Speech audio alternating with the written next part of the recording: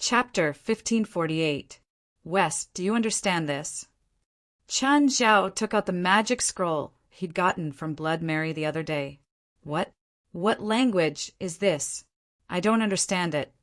West shook his head. Maybe Alice can. Ask her.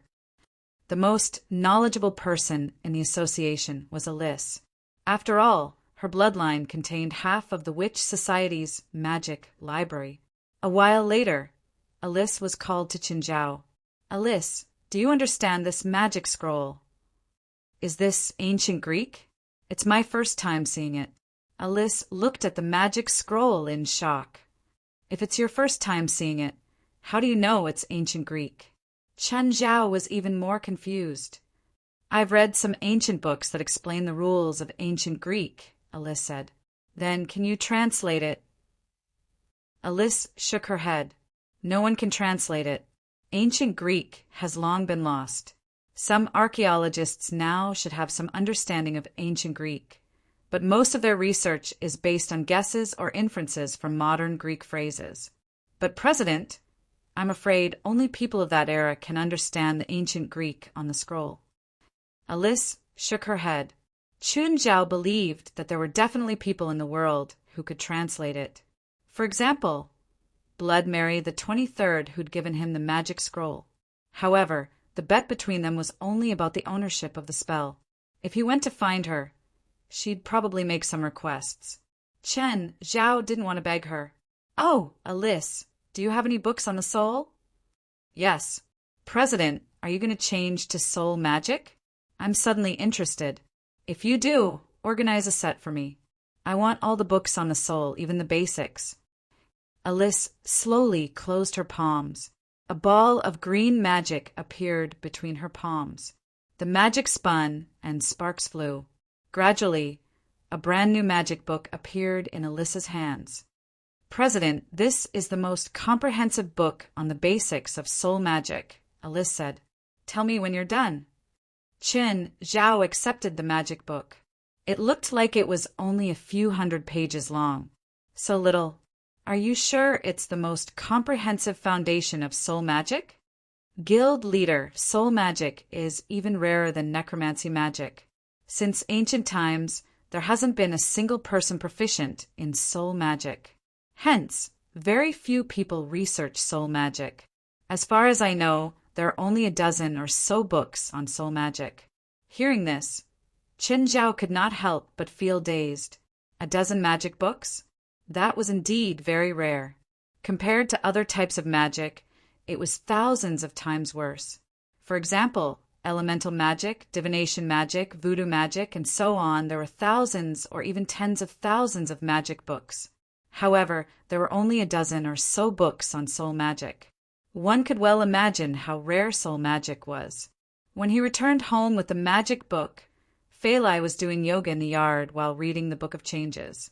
When Fei Lai saw him, the first thing she said was a genteel, ancient language. Dear, you're tainted with evil spirits, and your glabella is black. Did you come into contact with something unclean recently? Fei Lai, can we speak human language? Chen Zhao didn't understand at all. A proper foreigner wanted to discuss metaphysics with him. Who could stand that? Answer me first. Did you come into contact with something unclean? Chen Zhao rolled his eyes in exasperation. What was so strange about that? He came into contact with unclean things every now and then. Today, he'd come into contact with an abyss demon's corpse. It should be considered unclean, right? Yes. Master, do you have a way to save me? Save my ass. Fei Lai rolled her eyes at Chen Zhao and spoke in pure English. Master, why aren't you saving me? Why are you scolding me? The evil spirits in your body have dispersed. They can't invade your body at all. Although your glabella is black, it's quite full. The sun and moon are bright. You're clearly impenetrable. I understand why my glabella is black, but where's the midriff? And where's the sun and moon? Chen Zhao had watched Hong Kong horror movies since he was young. Basically, all of them had a black glabella, so he naturally knew that it was the forehead. However, he really didn't know where the midriff was or what the sun and moon represented. The midriff is the line from the middle of your eyebrows to the tip of your nose. The sun and moon are your left and right eyes, Phalai explained patiently. Unless it's plastic surgery, the midriff shouldn't change, right? No. The aura observation technique says that the face is like a mirror and the heart is like the face. As the heart moves, the face changes. If the face changes, the fate can be seen. I don't understand. Qin Zhao shrugged helplessly. Are you even Chinese? Phalai was a foreigner, but she was criticizing Chen Zhao's bloodline so righteously. Chen Zhao was speechless. He really wanted to tell Phalai that even a proper Chinese wouldn't understand the metaphysics she was talking about. Chen Zhao wondered if he should change subjects for Phalai. Otherwise, Phalai would always learn Eastern metaphysics, and Chen Zhao would be very embarrassed. Should he ask Alice for a few Western prophecy books? To put it simply, the face is born from the heart. If the heart changes, the face will change. If the face changes, the fate will change. Whoosh! Qin Zhao exhaled. She finally spoke human words. Then why is the left and right eye called the sun and moon? The aura observation technique says that humans have yin and yang spirits. The yang spirit connects to qi, and the yin spirit connects to spells. For example, last time I covered my right eye so I couldn't see Turin. I could see it with my left eye because the right eye can connect to yin qi. You can't say that, Qin Zhao argued. You can see Turin because its yin qi has turned into a physical form. If it were a normal spirit, you wouldn't be able to see it either. That's one reason, Qin Zhao argued. The other reason is that the entrances aren't opened. For spiritualists like you, the entrances of your left and right eyes are already open, so you can see spirits with both eyes. I'm a normal person, and my entrances aren't open, so I can't see spirits. Even if it's a materialized spirit like Turin, my left eye can only connect to qi and not spells, so it can't see the yin qi of a spirit. Phalai's explanation seemed to make some sense. Phalai, can you see my qi? Phalai thought about it and said, It's a special feeling. I don't see your qi, but your face. I know it's your qi. Chapter 1549. Qin Zhao really didn't know that Phalai had actually learned something by herself.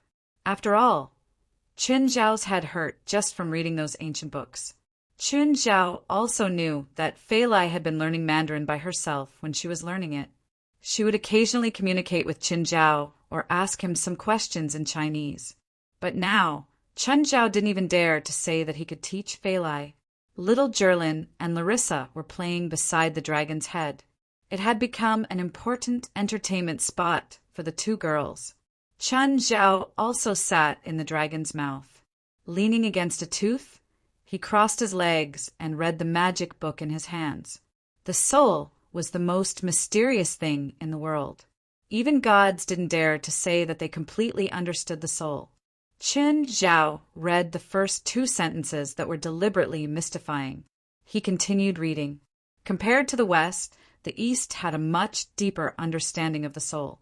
Easterners divided the soul into 3 souls and 7 spirits. The 3 souls were fetal light, the second was refreshing spirit, the third was nether essence, and the 7 spirits were dead dog, hidden arrow, sparrow een, thief devouring, non-poison, defilement, and smelly lung. The 7 spirits corresponded to joy, anger, sorrow, joy, fear, hate, and desire. The 3 souls corresponded to wisdom, self, and memory. The Western spiritual world believed that the soul was a whole, but reality proved that the soul did indeed have 3 souls and 7 spirits. After death, the soul that lingered in the human world would be damaged to a certain extent. According to research, these souls that lingered in the human world would have certain emotional or personality defects due to the damage to their spiritual bodies. Qin Zhao read the contents of the magic book. The contents of this book seemed to have been written by a foreigner who knew a lot about China. Many of the contents were quotes from China's classics or metaphysics. Qin Zhao realized that the author of the book wasn't just a metaphysical spiritualist. He also liked to verify things from a scientific perspective. The most interesting theory was that the author believed that after death, the fetal light that represented the self would be damaged first. When the fetal light was damaged, there would be a deviation in one's self-awareness.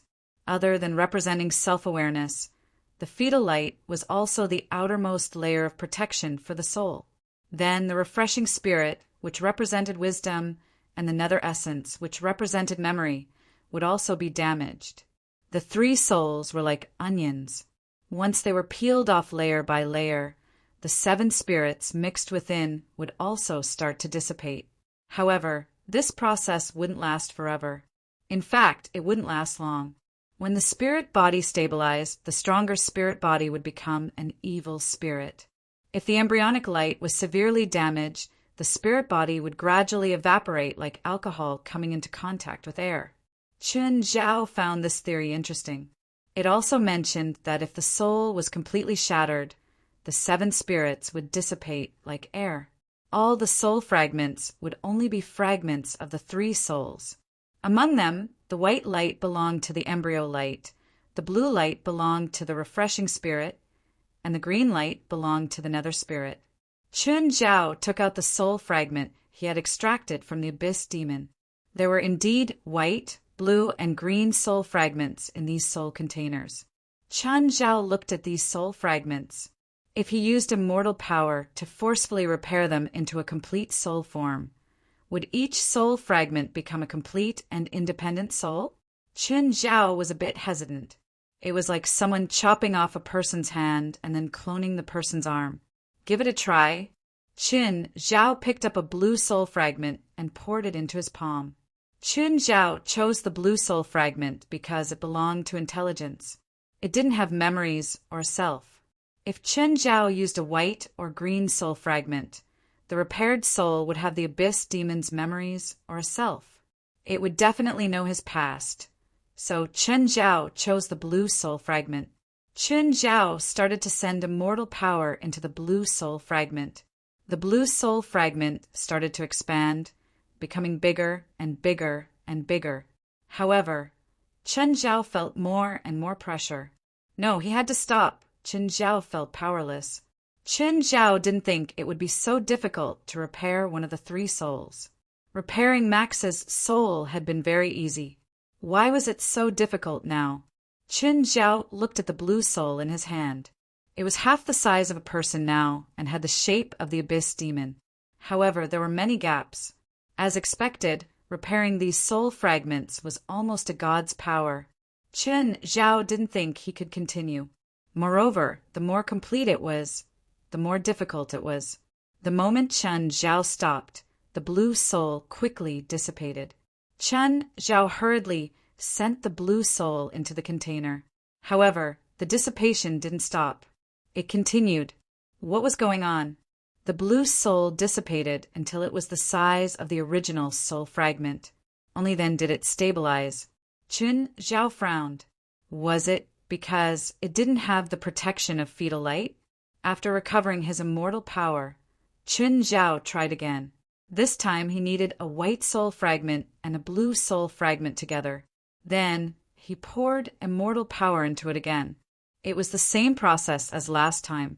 Halfway through the repair, the soul had already formed. Chen Zhao's immortal power couldn't continue, so he could only stop. This time, the soul was also dissipating, but it wasn't as big as before.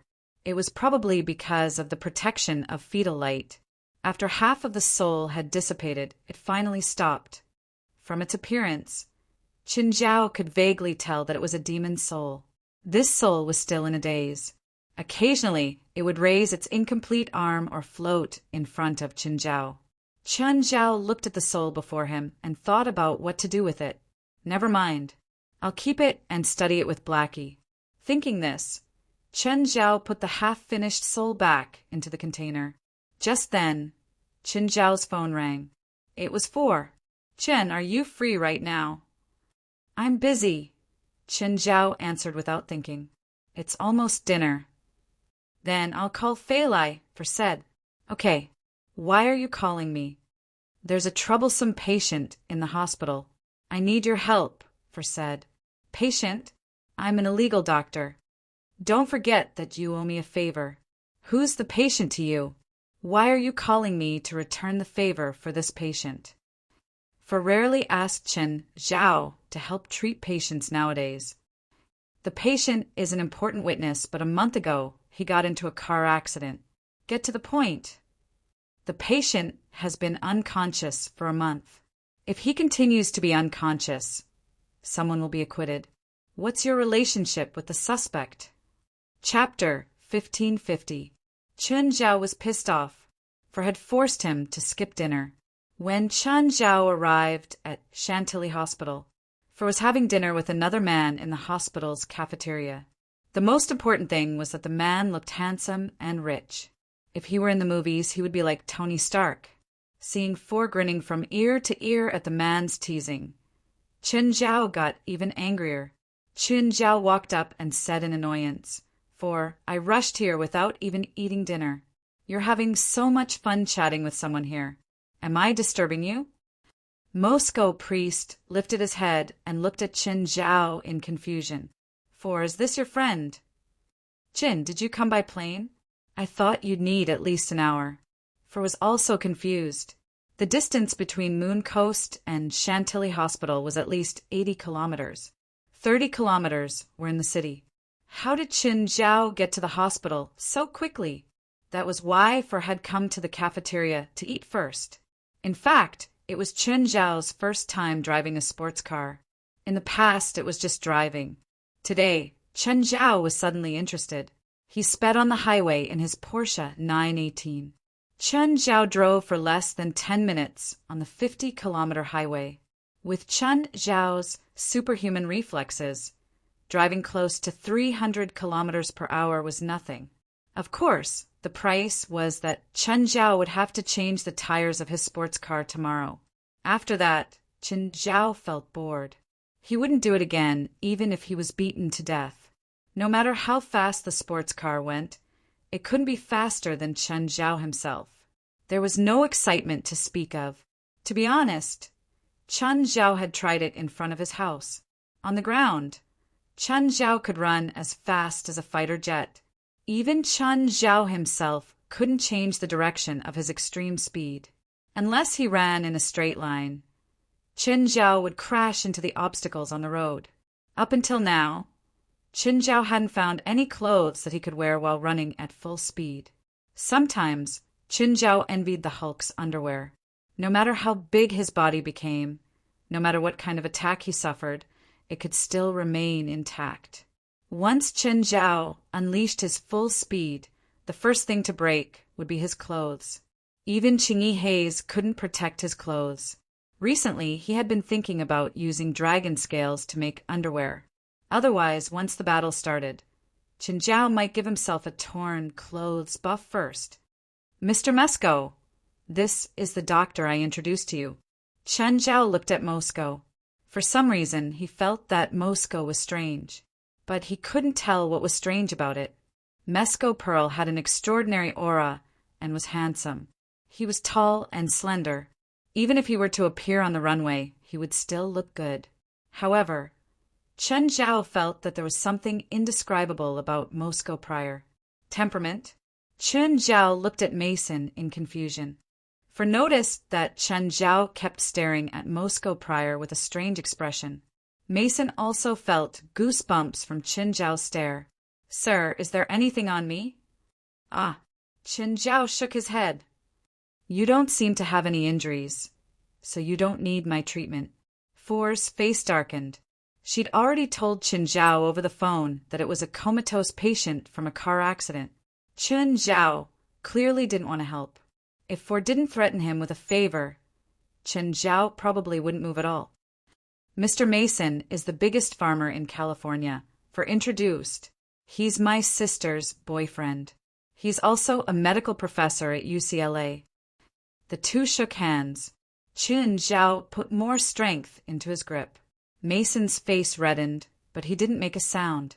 Chen Zhao wasn't purposely making things difficult for Mason.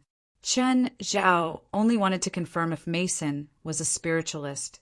Even if he wasn't an enhancer, his hidden magic would automatically be released when he was attacked. This was an instinctive reaction of the body. But Chun Zhao didn't feel any magic from Moscow prior. It seemed that he wasn't a spiritualist, for had thought too much. With For's ability, it wasn't that easy to hide magic from him. What's the relationship between the patient and this farmer? Chun Zhao asked. The patient is called Nulong Kirik. He's one of Mr. Mason's farmers, For said. You said that Nulong Kirik is a witness for a case. What's going on? Mr. Chin, you're a doctor, right? Mason furrowed his brows. He felt that Chen Zhao was being too nosy. I like to listen to gossip.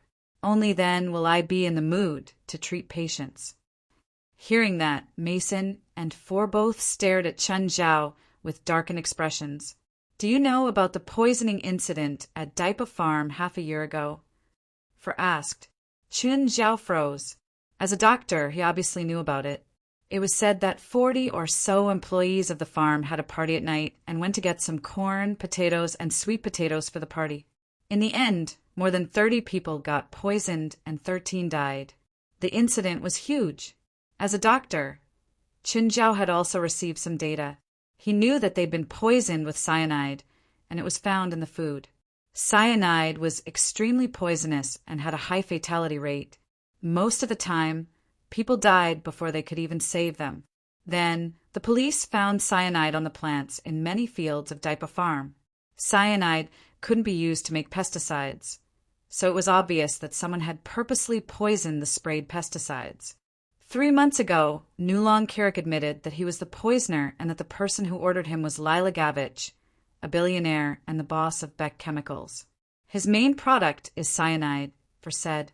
But a month ago, Nulong Kirik was involved in a tragic car accident while escorting a shipment. He fell into a coma as a result. Was he silenced? Chen Zhao asked. From the current situation, it looks like he was silenced, For said. Chen Zhao looked at For. What does this have to do with you? Chen Zhao couldn't help but think that For had asked him for help because she liked Moscow Pearl.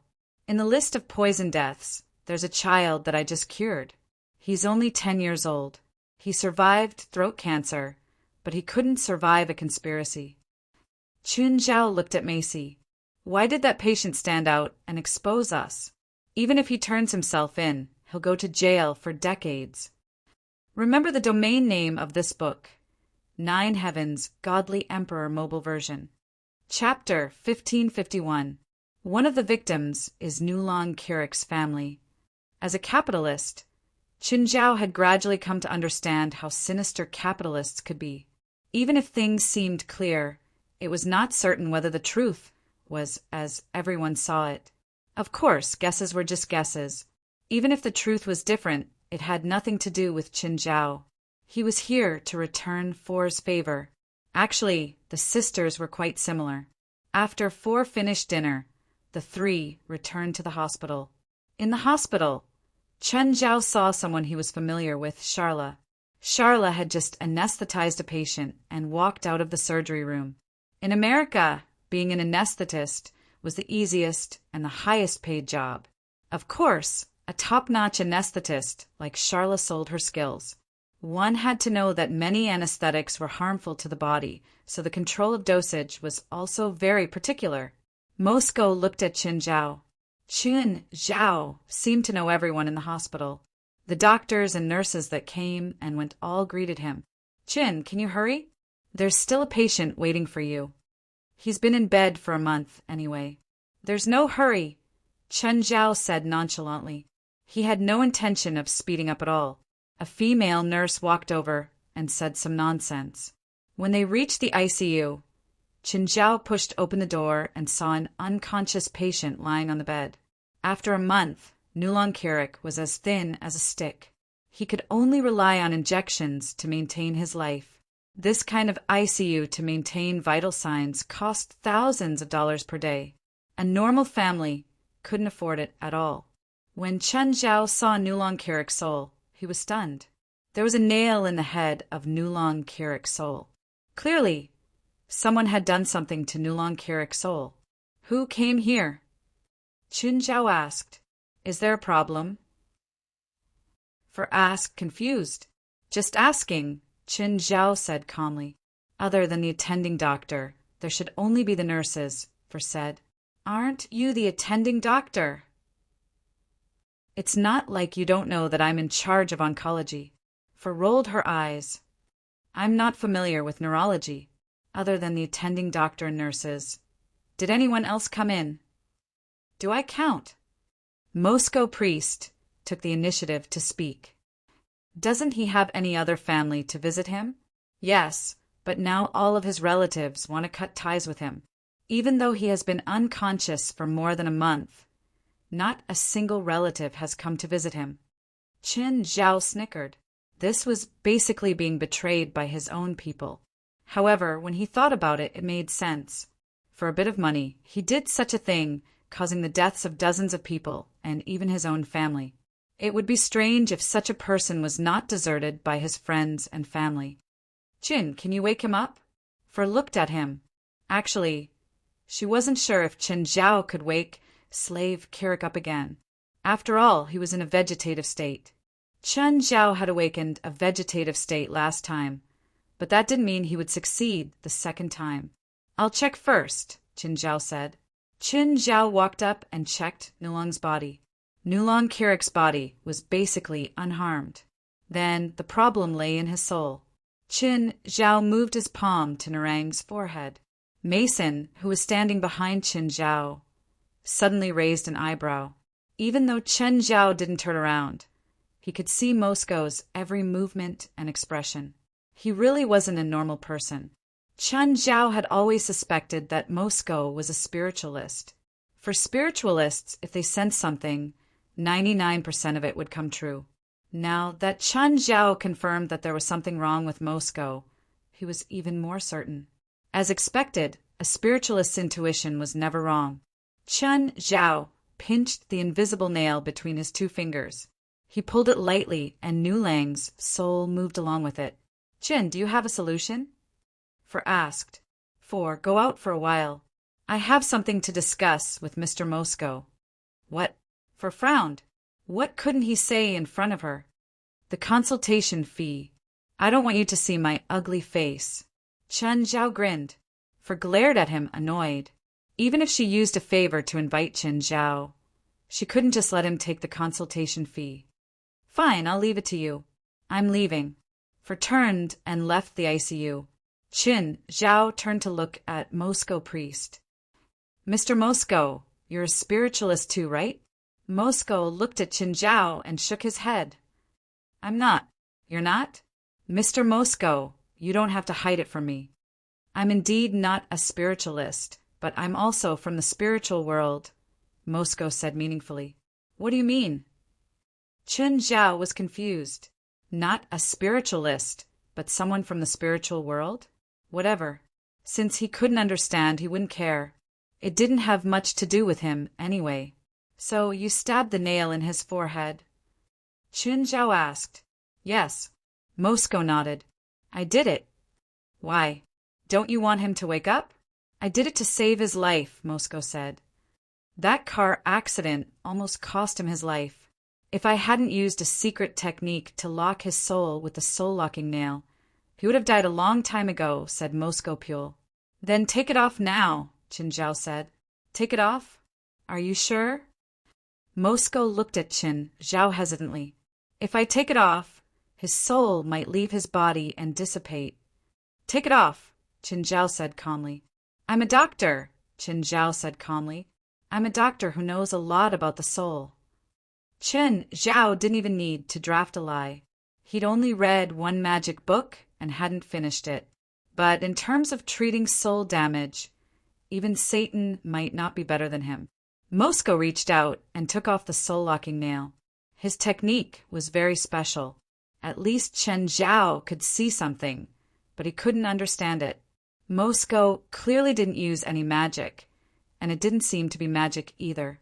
Qin Zhao couldn't help but glance at him a few more times. But Qin Zhao didn't have the time to chat with him now. After he pulled the nail out, he immediately went forward and poured his immortal power into Churang Kirik's soul. The effect of immortal power was very good. It immediately stabilized Nulong Kirik's soul and allowed his soul to reunite with his body. Chapter 1552. Mason was also astonished by Chun Zhao's methods. Healing the soul. This wasn't something an ordinary person could do. At least, he'd never heard of anyone who could heal a damaged soul. Magic? Doubt rose in Mason's mind. All right. Chun Zhao stood up. I don't want to know about the inside story. It has nothing to do with me. You understand? Of course. This has nothing to do with you, Mr. Chin. Chun Zhao didn't want to get involved in this. Don't get far involved either. Chun Zhao didn't know if Moscow priest had dragged Four into this intentionally or not. Of course, it was also possible that Chun Zhao was overthinking. Mason didn't bother to explain. He wasn't familiar with Chun Zhao, so he didn't think that there was a need to explain. At this moment, Nulong Kilik moved and opened his eyes. Both Chun Zhao and Mason looked at Narang Kirik. Seeing Mason, Nero's expression changed in an instant. He pulled off the blanket and jumped off the bed, wanting to rush out of the room. Moscow Pule moved like a nimble monkey. He jumped over the bed, and with a tap of his toes, he somersaulted in front of Nulong Kilik to block him. Nero Kirik, where do you think you're going? Mason asked calmly. To be honest, with Nero's current condition, he couldn't run very far. Far heard the commotion and pushed the door open. When he saw Nulong Kirik standing there, he was shocked. Chin, he looks like he's already recovered. Chun Zhao shrugged. Far didn't understand the situation. Nero Kirik was curled up in a corner, while Moscow Pule stood in front of him, looking down at him from above. Everyone should be responsible for their own actions. Am I right, Nulong Kirik? Narang Kirik raised his head and looked at Moscow Pule in fear. Far, how about you treat me to supper? But here, what's wrong? What can I do for you? Miss Far, thank you for your help. I think I should get him discharged. Also, the police will be here soon, Mason said. All right. For could tell that something was wrong, but she didn't pursue the matter further. I hope the culprit will be punished. Of course, you'll see. Chun Zhao and Four left the ward. Chun Zhao's mind was still thinking about Moscow Pride's elegant movements. That set of movements looked very ordinary, and even most gymnasts could do it. But to Chun Zhao it was different. Maybe gymnasts could do it too. But it was impossible for him to be as elegant and casual as Moscow Pule. He didn't look like he was completing a difficult movement. It was more like he was jogging or walking easily. However, Chun Zhao indeed did not feel any magic from Moscow prior. Chin, do you know what's going on? Farron could not hold back his curiosity. Chun Zhao shook his head. I don't know. It has nothing to do with me. I don't want to get involved in some messy scheme. Scheme? You're saying that Mr. Moscow has a scheme? I didn't say that. I'm just reminding you that a rich person like him will have a lot of complicated entanglements, even if it's an ordinary lawsuit. You're rich too, right? For said, looking at Chun Zhao. You're not any less than him. I'm a law-abiding citizen. Huh. You don't even have a medical license. You dare say you're a law-abiding citizen? Don't ask me for help next time, Chun Zhao shouted. That won't do. Just once isn't enough to repay the favor you owe me. I shouldn't have asked you for help in the first place, Chun Zhao said in annoyance. At that moment, the elevator door in front of them opened. Two men wearing windbreakers, gentlemen's hats, and sunglasses walked out. That's weird. It's such a hot day, but someone's wrapped up so tightly, For said. Chun Zhao glanced at the two and chuckled. Maybe they're fans of the Matrix. With that, Chun Zhao pressed the elevator button. When Chun Zhao and Four walked out of the building, gunshots came from upstairs. The window of one of the wards flashed twice. Then a figure broke through the window and fell to the ground. For cried out in surprise and hurriedly ran over. The person who fell down was Mason Pryor. Mr. Mesco, how are you feeling? Are you okay? Although Mason fell from the third floor, he seemed to be fine. Fury was written all over Mason's face. He angrily punched the ground with his fist. Damn it, damn it. New Langkirik is dead. They have spies in the hospital. The moment New Langkirik woke up, their gunman came. Gunner. It's those two from before? For suddenly understood. Chen Zhao looked at Moscow's expression. It seemed that he was really angry. If he was pretending, it could only be said that his acting skills were really good. Where are the two gunmen now? Are they still in the hospital? For asked. For don't mess around, Chen Zhao said, pulling her back. You're a doctor, not a cop. They're all dangerous killers. But they're hiding in the hospital. It's possible. As they spoke, the entire hospital building suddenly fell into darkness. They cut off the hospital's power. Chen Zhao shrugged. A while later, the police arrived and the three took statements. More police searched the hospital building to see if the two gunmen were still in the hospital. The good news was that apart from New Langkirik, no one else was injured. On the other hand, New Langkirik was shot in the head with a single shot. Even Chen Zhao couldn't come back from the dead in such a situation. Chen Zhao and Moscow stood not far away, for was still taking statements. You found the two gunmen? Why do you think so? New Langkirik is still in the ward. He hasn't come out yet. How could anyone know? Chen Zhao raised his doubt. Less than 10 minutes after New Langkirik woke up, the two gunmen came. I can't help but suspect that someone leaked the news. Apart from me, and you, no one else knows that New Langkirik woke up. Anyway, it's definitely not the two of us. Moscow's expression was very ugly. Suddenly, he thought of a possibility. Please remember this book's domain name. 9 Heavens, Godly Emperor Mobile Version. Chapter 1553. The ICU was monitored 24 hours a day. It was monitored 24 hours a day. Moscow Pool thought of this possibility. Chen Zhao was an outsider, so no matter what he guessed, it had nothing to do with him. Four, who was recording the police statement, had already finished. She wasn't in a good mood. She'd asked Chen Zhao to treat Nuniyang Kirik. But Nuniyang was cured, but he was dead. 4. Go to Moon Villa and stay there for a few days, Chen Zhao said. You can also take a few days off from the hospital. Although 4 probably wouldn't get involved in these messy things. Chen Zhao was still worried. No matter what, 4 was his sister-in-law. No thanks, 4 rejected Chen Zhao's suggestion. There's a lot of work at the hospital. I don't want to take a break.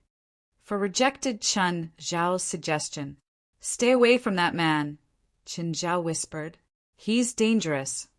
However, Moscow Pool seemed to still hear Chen Zhao's voice from more than 20 meters away. He couldn't help but glance at Chen Zhao. 4 laughed. Chen, you're not jealous, are you? Chen Zhao rolled his eyes. I'm going home. Chen Zhao tried to slow down when he got home. After all, his sports car was too fast when he came. The tires were all worn out. Even the slightest step on the brakes would cause the car to skid. Chen Zhao didn't want his sports car to be damaged. Otherwise, it would cost hundreds of thousands of dollars to repair. However, when he drove out of the city, Chen Zhao felt another car following him. There weren't many cars on this road, and Chen Zhao was driving so slowly. If the car was just passing by, it would have overtaken him already. Chen Zhao still didn't plan on speeding up. He just drove at a steady pace. When he reached the coastal road, the car behind finally overtook him and stopped in front of Chen Zhao's car. Chen Zhao got out of the car, and a few people also got out. One of them was a big boss. He was of medium height and had a big belly. He held a cigar in his hand and wore an expensive suit. However, it still couldn't hide his nouveau riche aura. The fat man swaggered over to Chen Zhao. There were 2 fully armed bodyguards beside him. Chen Zhao narrowed his eyes at the fat man. He had the same aura as Moscow Pool. No, more accurately, they were similar. After all, Moscow Proust was rather elegant and handsome. In ancient times, he would definitely be an elegant young master. As for the fatty in front of him, he would be a nouveau riche in any era. Of course, it was also possible that he was faking it. Mister, how should I address you? The fatty asked, "Do we know each other? I didn't know you before, but it's not too late to get to know you now." The fatty's attitude was quite arrogant. "I'm Lila Gavich, the boss of Bell Chemicals." Chen Zhao tilted his head and looked at Lila Gavich. "I just want to see what kind of person can save my enemy," Lila Gavich said. "I'm a doctor." Lila Gitch waved the hand with the cigar in it. No, ordinary doctors can't do that. I personally shattered Nulong Kirik's soul." Although Mescopule used the soul-locking nail to temporarily stabilize Nulong Kirik's soul, he still couldn't wake him up. As time passed, Nulong Kirik's soul would dissipate sooner or later. But you managed to restore Nulong Kirik's soul. So you aren't an ordinary doctor. You must be a spiritualist, right? And then, are you going to take revenge on me for interfering? Haha, no, of course not. He stood before Qin Zhao and patted his shoulder. "I'm not that stingy. You're not Moscow Pearl's man. I just admire you. How about it? Come work for me. I can pay you well." Chen Zhao looked at Lila Gavich with a smile. "Mr. Lila, do you know that I'm very rich? I think I should be richer than you were before." Lila Gavich froze. "How much money do you have?" "My total assets should be more than $5 billion. Lila Gavich's expression suddenly turned strange. He realized that using a lot of money to bribe Qin Zhao seemed to be completely useless, unless he gave all his assets to Chen Zhao. Never mind. Goodbye." Lila Gavich turned around awkwardly and left decisively.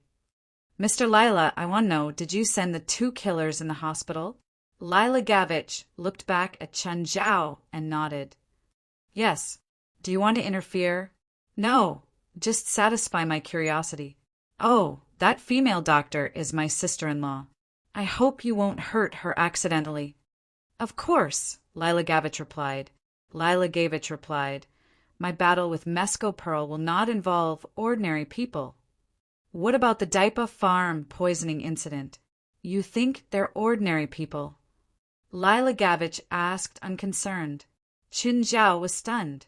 It seemed that this was more complicated than he'd imagined. However, he didn't know what kind of grudge Lila Gavich and Moscopule had. Neither of them were ordinary people. They both had a similar aura. But Chen Zhao still couldn't tell where they came from. "Oh, are you interested in doing business with me?"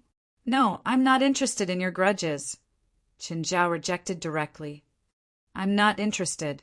Lila Gavich said that he wanted to do business with him, but Chen Zhao had already done business with him. Thus, he had to be on the opposite side of Moscopule. The guy didn't have any good intentions. Plus, Qin Zhao wouldn't easily get involved in unfamiliar industries. What a pity. Lila Gavich's face was filled with disappointment. This time he really didn't look back. "Chief, are we just going to let that Asian go like this?" Lila Gavich's subordinates found it strange. Since when was Lila Gavich so nice? Even if Chen Zhao was a spiritualist, it shouldn't be enough to make Lila Gavich retreat, right? Plus, it wasn't like they hadn't fought spiritualists before. Most spiritualists could be killed with one bullet. Since that guy didn't panic at all when facing so many of us, he probably has some trump card. Lila Gavich said seriously. "Our main target right now is Moscopule. I don't want to make unnecessary enemies. Moscopule and his people are our biggest enemies," Lila Gavich said seriously. After a moment of silence, he asked, "By the way, have you found the entrance?" Chapter 1554. Dayura Farm must be in that area, Lila Gavich's subordinate said with certainty. Lila Gavich's men said with certainty, "Daipa Farm isn't big. It shouldn't be hard to find." "Not hard. Our people can't even enter Dayura Farm now. You think it's easy?" "Chief, we can't go on the ground, but we can fly in helicopters." "Can they shoot our helicopters down from the sky?" Lila Gavich's eyes brightened. "That's right. Rent a few more helicopters. Just name the price. We just need to find them." "Chief, that guy is accusing you." The trial will start in 3 days. Mesko Pule wants to stall me with this? Dream on. Prepare yourselves for the next few days. Once we find the entrance, we'll charge in. If Mesko Pule and his tribesmen want to start an all-out war, then bring it on. We're not a bunch of white dogs. Lila Gavich's face was ferocious. His eyes were deep and serious. He was tough, but he knew that a war between the two races wouldn't benefit either side. He knew this very well, and so did Moscow Priest. Just like before, when he had blocked Chen Zhao's way with an arrogant attitude. Actually, he had come to test Chen Zhao's attitude. After confirming that Chen Zhao wasn't related to Mason and that Chen Zhao wasn't a nobody that could be bullied, he displayed a carefree attitude. Lila Gavich wasn't an idiot. He knew how to judge the situation. Mason returned to Dayura Farm. The seemingly peaceful farm was actually filled with traps and sentries. Mason got out of the car. 2 people walked out of the house, both fully armed. One of them was holding a bow and was as tall and slender as Moscow Pule. Chief. Yes, let's talk inside, Mason said. Mason wasn't in a good mood. His expression was even more serious. There were more than 10 people in the living room. Some were standing, some were sitting, some were standing. There were men and women, young and old. Lila Gavich has already shed all pretense of cordiality, Mason said. It's been going on since we lost more than 30 people. One of the elders glanced at Mason and said with some dissatisfaction, You're still hoping to use human law to restrain him. Not using human laws, with the weapons in our hands, with bows and arrows, or with the blood of our people. We are not afraid of death, as long as death has meaning. Mason sighed. My fellow countrymen, this is no longer the Middle Ages. All of you have your own families. Are you really going to start a war? It's not our choice. It's Lila Gavich and his fallen scum's choice. We don't want war, but we're not afraid of it, a tall man said. Now is not the time to talk about this. The war is coming. Moscow Pule looked at his clansmen. Lila Gavich has basically confirmed that the entrance to the cave is here. They will definitely investigate it in 3 days. 3 days. As long as we can hold on for 3 days, Lila Gavich won't be able to do anything. A few days ago, those depraved bastards have been wandering around the area. Mason frowned. Was there a conflict? No, they didn't enter our territory. Send all the underage children out of the farm. Send them to our land. No, I can already draw my parasite bow. I can fight, a boy said with a red face. I can help too, another girl said decisively. Children, I'm not joking. This is a real war, Mason said sternly. Mason said sternly, I'm not discussing this with you. This war has nothing to do with the children. The children were the future of their clan, no matter how the war ended. It had nothing to do with them. At this moment, the other tribesmen also felt Mason's attitude towards them. They vaguely realized that the situation was more serious than they had imagined. In fact, in the past 300 years, the two clans had fought many times. From individual fights to group conflicts, there were even fights between more than a dozen people. From individual fights to group conflicts, there were even fights between more than a dozen people. Mason wanted to send the children back to their land. This was no longer a conflict or conflict. It was a real war. No one objected to Mason's decision, except for the children at the scene. No one objected to Mason's decision, except for the children at the scene. In a Porsche dealership, 2 underage girls were sitting in a Porsche. Coward, Mason is a coward. He doesn't deserve to be our leader. Beta roared. Shut up. Bow. R's expression was extremely dark. Just then, a sports car drove into the store. Their father, Abrasai, walked up enthusiastically, like a businessman. Chen Zhao got out of the car, and Abrasai walked up. Hello, Mr. Chen. How can I help you? Chen Zhao was an old customer of this store. He had bought both cars here, as well as the Porsche 918 he had given to the handsome boy. At the same time, the two cars were also taken care of and repaired here. Apart from buying cars, Chen Zhao spent tens of thousands of dollars here every month. This was why Abrasi was especially polite to him. "I need to change my tires," Chen Zhao said. "All right, I'll arrange for the repairman to come over and give your car a thorough inspection," Abraki said. "Would you like coffee or tea?" "No need," Chen Zhao said. "I'll just walk around your shop." "Please help yourself." Abraki was obviously willing to let Chen Zhao walk around the shop. Perhaps Chen Zhao had his eyes on that car. He did plan to buy a car. The main reason was that his garage was too big, but there were too few cars. Therefore, Chen Zhao planned to put 2 or 3 more in to make up the numbers. Chen Zhao went to Bader and Bauer's car. He first walked around the car, then said to the 2 children sitting in the car, "Gentlemen, is it convenient for me to try this car?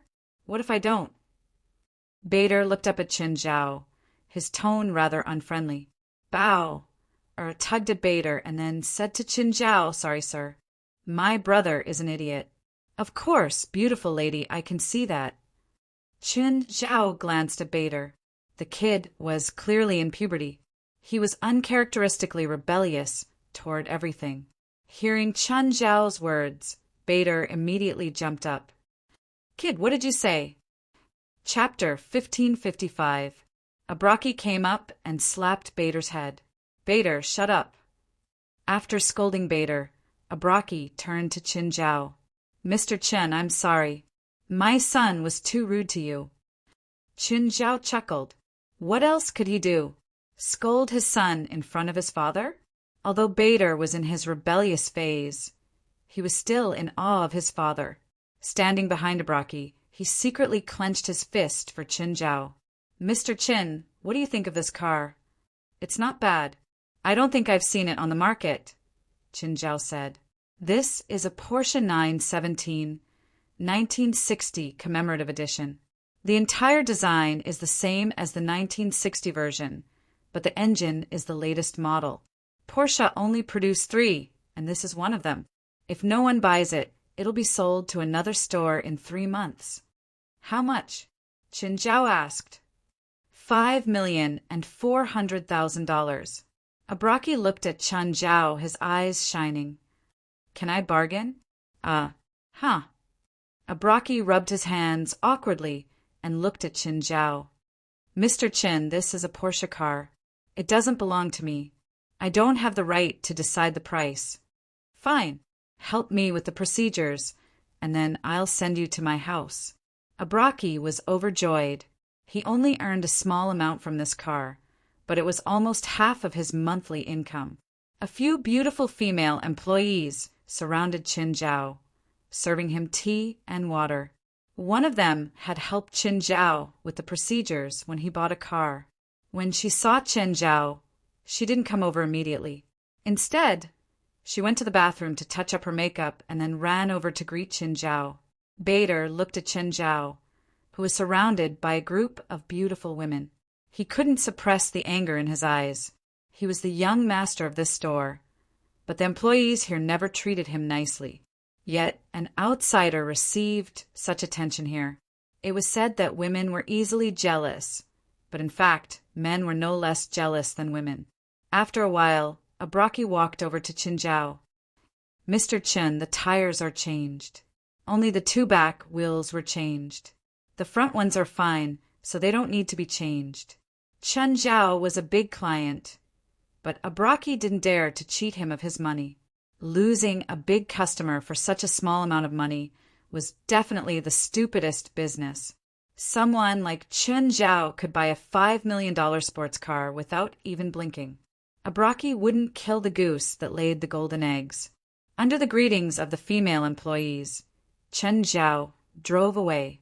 But just as he reached the intersection, a figure suddenly rushed out. Chen Zhao slammed on the brakes and heard a scream from the front. Chen Zhao was sure that his car hadn't touched it. He was also sure that the person had jumped in front of his car on purpose. Chen Zhao got out of the car and walked to the front. He looked at Bao on the ground. Just then, Bader rushed out from the side. Kidu. Bader grabbed Qin Zhao's collar. My coat is a baroness. $9,888. My shirt is a rabbit head. $3,888. I also have a team of lawyers under me that doesn't have any clients yet. My car is also equipped with a driving recorder. Chen Zhao looked calmly at the youth who was a head shorter than him. Before you do anything, you have to confirm if your father is willing to pay the compensation. Bader wasn't old, but he was still scared by Chen Zhao.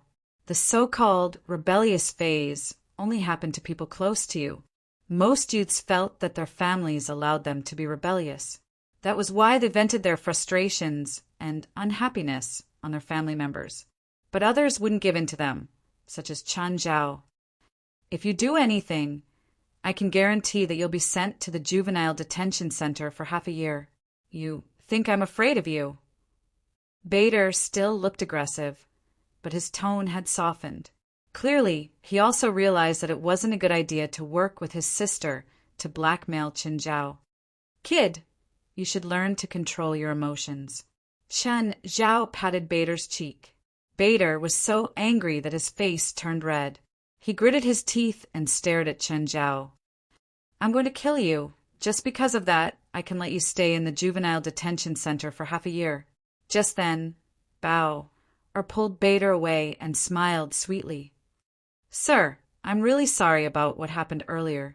We actually just wanted to play a little joke with you. They didn't say the other half and blackmailed Chen Zhao for some money. Their father had a sizable sports car shop, but they didn't have much pocket money. Their first impression of Chen Zhao was that he was rich. Secondly, they thought that Chen Zhao wouldn't mind spending some money to solve a small problem. Unfortunately, they were still too inexperienced. Just then, a sports car of the same model as Chen Zhao stopped beside the three. A tall, sexy woman wearing sunglasses alighted from the Porsche. Mom. Bao's expression froze. The woman came before Chen Zhao. She looked at the furious Bader and then at the panic-stricken Bao. She immediately guessed that her child had gotten into trouble again. Sir, may I ask if my 2 children have offended you in any way? Nothing, just a small misunderstanding. Chen Zhao glanced at the 2 children, not planning to pursue the matter. After Chen Zhao left, Undine turned to look at the 2 kids. There was no anger on her face, but Bao and Bader could feel the frosty coldness from their mother. I thought that even if I don't send you back to the clan and keep you by your father's side, he'll still be able to discipline you. Undine's tone was extremely cold and her face was emotionless. But I was wrong. Your father can't control you at all. Their father, Abrak, was just an ordinary person, an ordinary businessman. He didn't know how special his wife and 2 children were at all. Looks like I have to send you back to the clan land. No, Mom. Don't send us back, Bao yelled. If you send us there, we'll die. We'll definitely die. Once we go in, we'll need at least 3 years to come out. I don't want to spend our adolescence there. Undine's expression returned slightly. She also couldn't bear to send her children to the clan land. If they were sent there, it would mean that they wouldn't see each other again for at least 3 years. Can you promise that you won't cause trouble again? Yes. I promise I won't cause any more trouble. Chapter 1556. Bader still cared about his dignity, but his sister Bao had completely become her mother's puppy. She would do whatever her mother wanted her to do. She would say whatever her mother wanted her to say. Bader was a bit of a male chauvinist, but Bader was actually more afraid of his mother than Bao. Bao had been obedient and clever since she was young. She always showed a sweet mouth to everyone, but Bader had been punished by his mother Undine since he was young. Undine was also having a headache now. If she didn't send the 2 little bastards to the clan's land who would watch over them, Moscow Pearl had already ordered them to assemble. A war between the 2 clans could really break out, and as one of the guarantees of their clan's combat power, Undine couldn't hide at home to watch over the two little guys. But their father couldn't watch over them. Until now, Abrasai still thought that Bao and Bader were just active and lively. He still didn't know what was so special about Bao and Bader. In his eyes, they were just kids. Even if you stuffed a gun in their hands, they might not dare to pick it up. "Mother, take us to the farm," Bader suddenly said, looking up. "You shut up," Undine immediately reprimanded. That wasn't a child's game. It was the real charaba. Even Undine didn't dare to say that her side would definitely win. Not to mention that she had to bring the two brats along. But the two kids' eyes were shining and they couldn't be stopped. No matter how strict Undine's tone was, it couldn't erase the light in their eyes. In the end, Undine still sighed. She knew that she had compromised. "Go and tell your father," Undine said coldly. Bao and Bader went to their father's shop and told Abrasai that they were going on a trip with their mother. Abrasai thought that they were really going on a trip and repeatedly told them not to cause trouble for Undine. Undine brought the excited Bao and Bader to the farm. Mason was having a discussion with a few elders of his tribe. When they saw the black-faced Undine come in with Bao and Bader, everyone in the front hall was stunned. "Undine, why did you bring them here? Didn't I say that all the underage children in the tribe are to be sent to the land?" Mason questioned angrily. "Mr. Chief, since I've brought them here, I've already made preparations. If they die in battle, then it's their fate," Undine said indifferently. Even if he valued Bader and Bao's lives more than anyone else. But that was all she could say now. "Furthermore, I don't think it's a good thing to send the children to the clan's land. Flowers that have not experienced the wind and rain will not be able to support the clan's future," Undine said.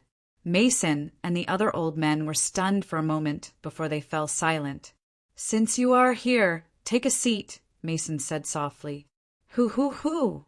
Just then, the sound of a helicopter came from outside. "Who's here?" Undine was puzzled. "No one is coming. It's that group of bastards' helicopters." Mason clenched his teeth and said, "Since today, they've been using helicopters to fly around our farm, trying to find out where the entrance is. Why don't they shoot down?" Undine's eyes were filled with anger. "They've been guarding against us, hovering a few hundred meters above the ground. How can we shoot them down? A few hundred meters above the ground, only a sniper rifle could hit them. But the turbulence from the helicopter could deflect the bullets.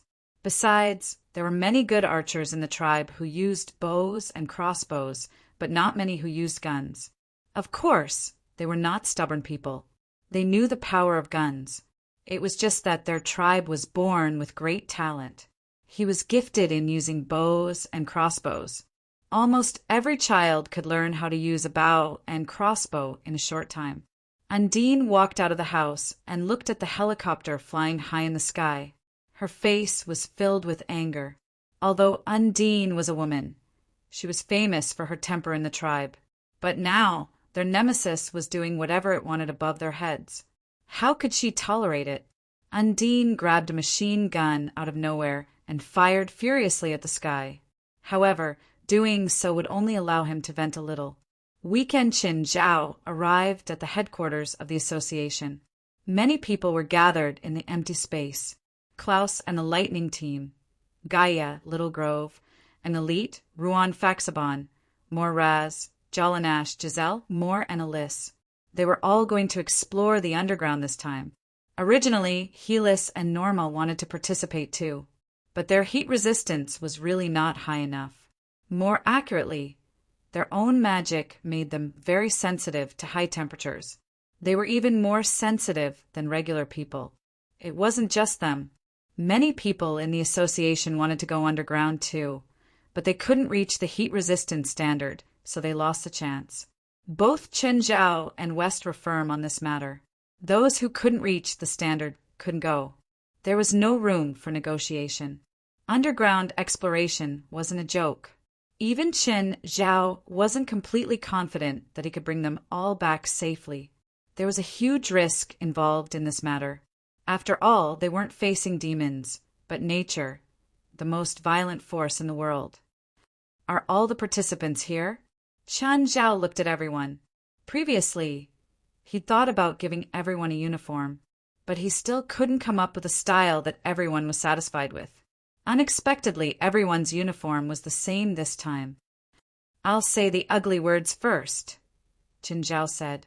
Even I'm not confident this time, so if you're scared, you can leave now. Once you go underground, it'll be impossible to leave. President, don't worry, Klaus said. No one will leave. What a joke. If anyone left now, it'd be a huge embarrassment. Which of the people who signed up to participate wasn't proud and arrogant? How could they accept something like getting cold feet? Actually, Chen Zhao had made a lot of preparations. For example, he'd brought many resources. Then let's go. President, are we going to the Crypt Demon's nest? No, Mirror Lake, Chen Zhao said. Mirror Lake? Why are we going there? President, did you leave something behind? No, Chen Zhao said. There's an underground river that leads deep underground. Everyone stared at Chen Zhao, stunned. They didn't expect Mirror Lake to have an underground river. Chapter 1557. They arrived at Mirror Lake.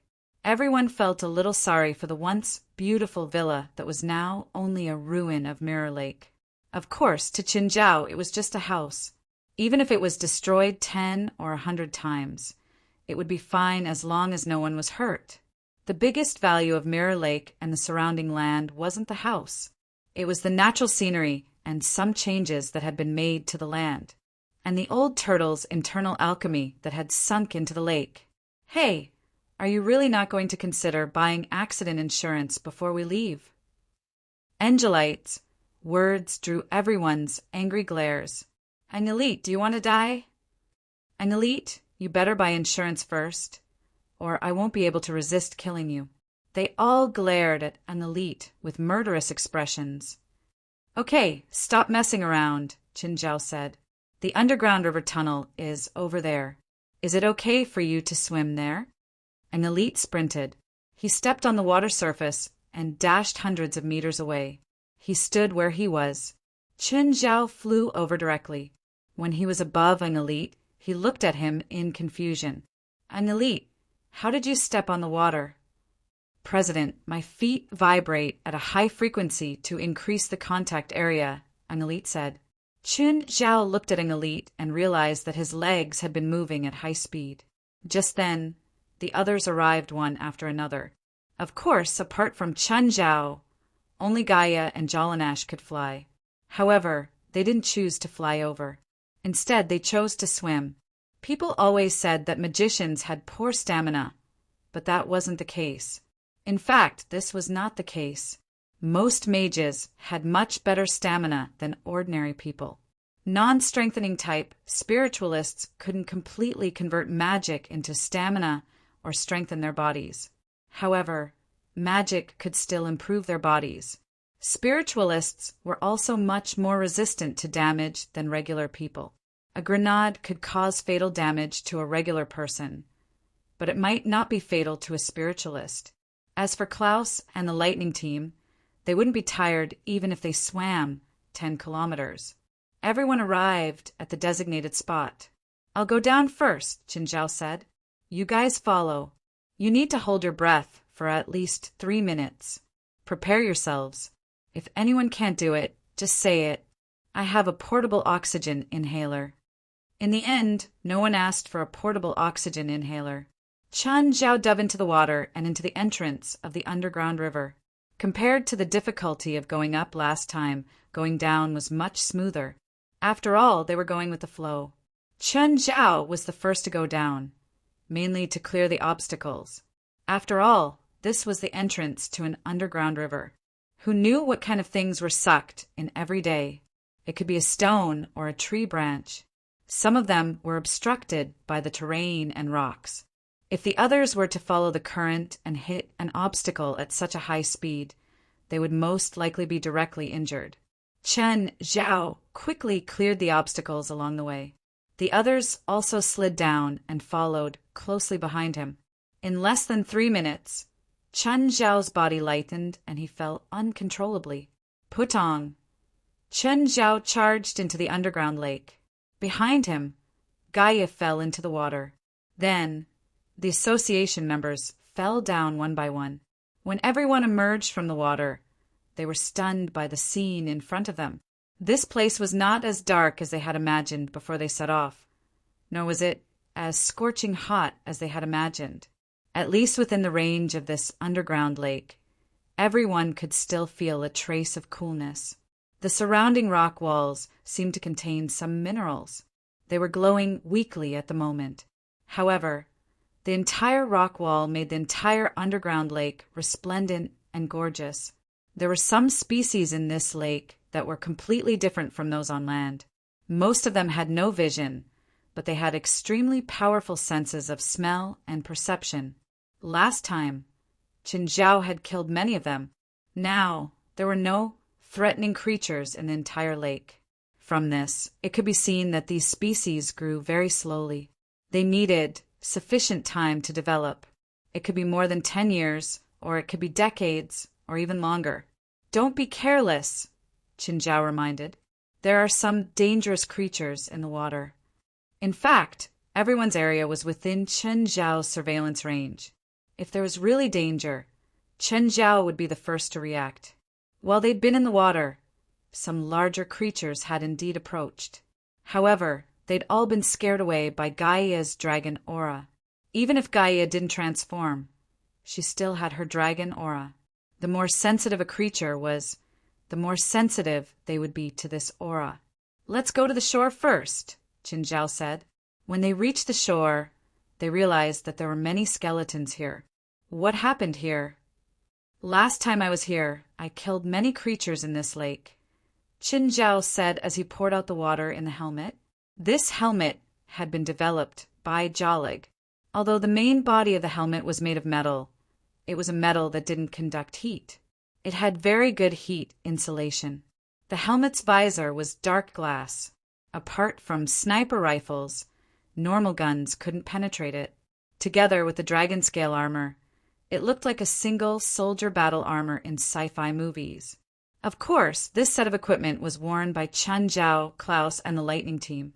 Apart from magic resistance, the dragon scale armor also had strong resistance against attacks and was not easily damaged. Traditional spiritualists like Jalanash, on the other hand, were more casual in their outfits. They were wearing magic dragon scale armor, which would not increase the weight of their bodies, nor would it affect their spellcasting. Gaia didn't need any equipment at all. She could jump into the lava directly. Chen Zhao also put on the dragon scale armor because it looked really cool. The only thing that made Chen Zhao unhappy was that he'd wanted to add a cloak. In the end, Ruan Faxben, Dongya Tianqi, and Genkura all rejected Qin Zhao's suggestion. They said that a cloak wouldn't increase one's combat ability at all. Instead, it would be a burden, especially the long cloak that Qin Zhao had requested, one that dragged on the ground. It was superfluous. Chen Zhao was very unhappy. However, seeing that they designed the dragon scale armor so cool, Qin Zhao could reluctantly forgive them. "Chen, where should we go now?" Gaia turned to look at Chen Zhao. Qin Zhao froze. He looked at the tunnels on the wall nearby. They seemed different from what he remembered. Chapter 1558. Although the movement of the tectonic plates under the ground was very active, however, they should still be deep within the Earth's crust. The thickness of the Earth's crust was less than 20 kilometers, but it was already very thick for humans. Of course, there were also places to eat. Chen Zhao wasn't sure if they were at the boundary between the thin layers of the Earth's crust. If it was at the boundary of the thin crust, then the crustal activity here would be very active. It was like a flowing water source. Perhaps in a day, it would change the landscape. Qin Zhao remembered that he had discovered a lava pool in this area last time. Chen Zhao became more and more suspicious. Could this be an active continent? If that was the case, perhaps a small earthquake would bring about a disaster.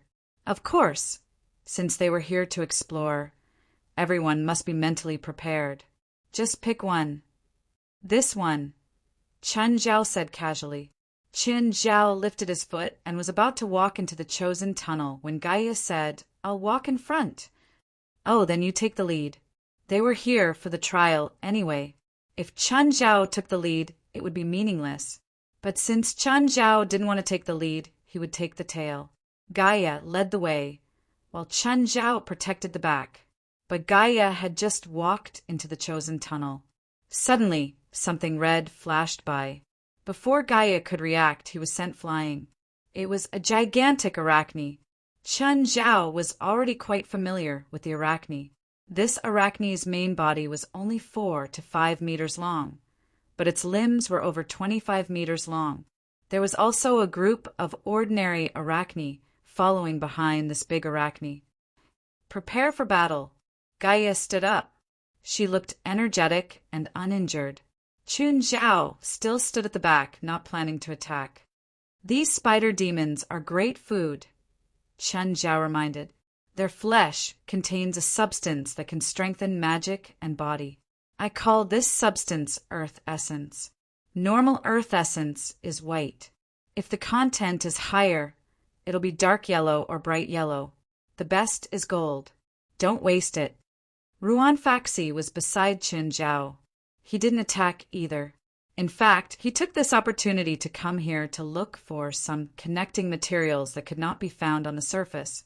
Hearing Qin Zhao's words, Ruan's interest was piqued. No matter how intense the battle was, Ruan Faxi would pick up a severed arachne limb and dig out a piece of tender flesh. He sniffed and immediately smelled the aroma of crab meat, but it was even more fragrant. Ruan Faxben licked it again. Although it hadn't been cooked, it was already in the palate. Ordinary arachne possessed very little earth essence. It was very rare. Ruan Faxi tried several times and used various alchemy techniques, but he couldn't extract it. "Give it to me. I'll teach you how to extract it." Chen Zhao was an expert in this. After all, he was the first person in the association to know and come into contact with the essence of the earth. Qin Zhao sent his immortal power into the spider's broken limb, destroying its structure. Then he took it back. The earth essence in the arachne's flesh came out along with it. Qin Zhao had used magic power before, but now it was immortal power. However, the principle didn't change, and neither did the results. It was just that there was too little earth essence in a severed limb like this. It might not even be 1 gram. Chen Zhao could probably only extract about 5 grams of earth essence from an entire arachne. "Gaia, Klaus, and the lightning team will handle the battle at the front," Qin Zhao called. "Everyone else, come over and extract the earth essence together. But we have to separate the quality of the earth essence. Don't let low-level earth essence mix with high-level earth essence. It'll affect the quality. Leader, we found it. We found the entrance." Lila Gavich was overjoyed. "Everyone move out. Those who are underage shouldn't come." On this point, Lila Gavich and Mesco Pryor were surprisingly in agreement. They looked like big capitalists on the surface, but they actually had their own races behind them. Even if it concerned the future of the 2 races, he didn't want to bet on the future. No matter which race it was, children were the hope of the future. Lila Gavich appeared to be carefree and even looked like a mafia boss, but that was just his disguise. The future of the Dark Elves depends on this operation. Elves had appeared in many European mythologies. According to legends, elves were handsome, free, elegant, and had long lives. They were a race that lived with nature and were good at using bows and arrows. In these legends, there was always a name that wasn't so beautiful: Dark Elves. If elves were a collection of all good things, then dark elves were a collection of all evil. Dark elves were always accompanied by derogatory terms like evil, darkness, and depravity. However, this wasn't the case. The only difference between dark elves and white elves was their race. It was like the difference in skin color among humans. Of course, racial discrimination had always existed among the elves. The war between the white elves and dark elves had lasted for 3,000 years. Since ancient times, the 2 races had been incompatible like fire and water. There had been a short period of peace, but not long after, war would break out again. In fact, elves didn't just consist of dark elves and white elves. There were also some elves from other branches. For example, there were forest elves, sea elves, and wilderness elves. However, these three were already quite rare. Even if there were, they were probably hidden in human society. Even the mainstream dark elves and white elves didn't have any news about them. Lila Gavich brought his people to the outskirts of Dipa Farm. However, before they could step into the farm, the owner stopped them. Mesko Pool couldn't hide his anger as he saw Lila Gavich get out of the car. "Bastard, what are you doing at my farm?" Lila Gavich's eyes flashed with anger at Mesko Pool's insulting words. Even the white elves had called dark elves this way for thousands of years. Every time Lila Gavich heard it, he would still be furious. However, Lila Gavich remained calm and had a smile on her face. "Of course I'm here to play. What am I not welcome?" Please remember this book's domain name. Mobile version. Chapter 1559. Here to play? He brought the entire dark elf tribe here to play? Mosko glanced at the fleet of over 50 black MPVs behind Lila Gavich. Each car could carry at least 8 people. In other words, there were over 400 people in these 50 cars. Lila Gavich had really brought his entire tribe. The tribesmen behind Mosko had already surrounded him. Everyone was ready for battle. Some no longer concealed their weapons. Regardless of whether it was a crossbow or a gun, both were already in his hands. But no one fired, because they knew that once they started fighting, it would be time for the war to start. Everyone was waiting for Mosko's orders. "You brought so many people here to play? My farm doesn't welcome you." Lila Gavich took a deep puff of his cigar and spat it on Mosko's face. "That isn't up to you." Just then, in another direction of the farm, there was a sudden loud noise, followed by a ball of fire rising into the sky. Mosko's expression changed drastically. He looked at Lila Gavich. Oh no, you fell for it." Mosko was furious. "Attack!" Lila Gavich suddenly moved and retreated. Mosko's expression was uncertain. He wanted to do it himself, but he had to bring people to reinforce the other side of the farm. It had to be said that Lila Gavich had played his hand beautifully. He appeared personally and had his men drive over 10 cars to block the entrance of the farm. This made Mosko think that Lila Gavich was going to attack the farm from the front. In fact, the 50 or so cars were empty. Each car only had one driver. "Leave 100 people behind. The rest follow me," Mosko Pearl said. Mosko led his men to reinforce the other side of the farm, but when they arrived, they found that the battle was already over. There were over 10 corpses on the ground. They were all dark elf corpses.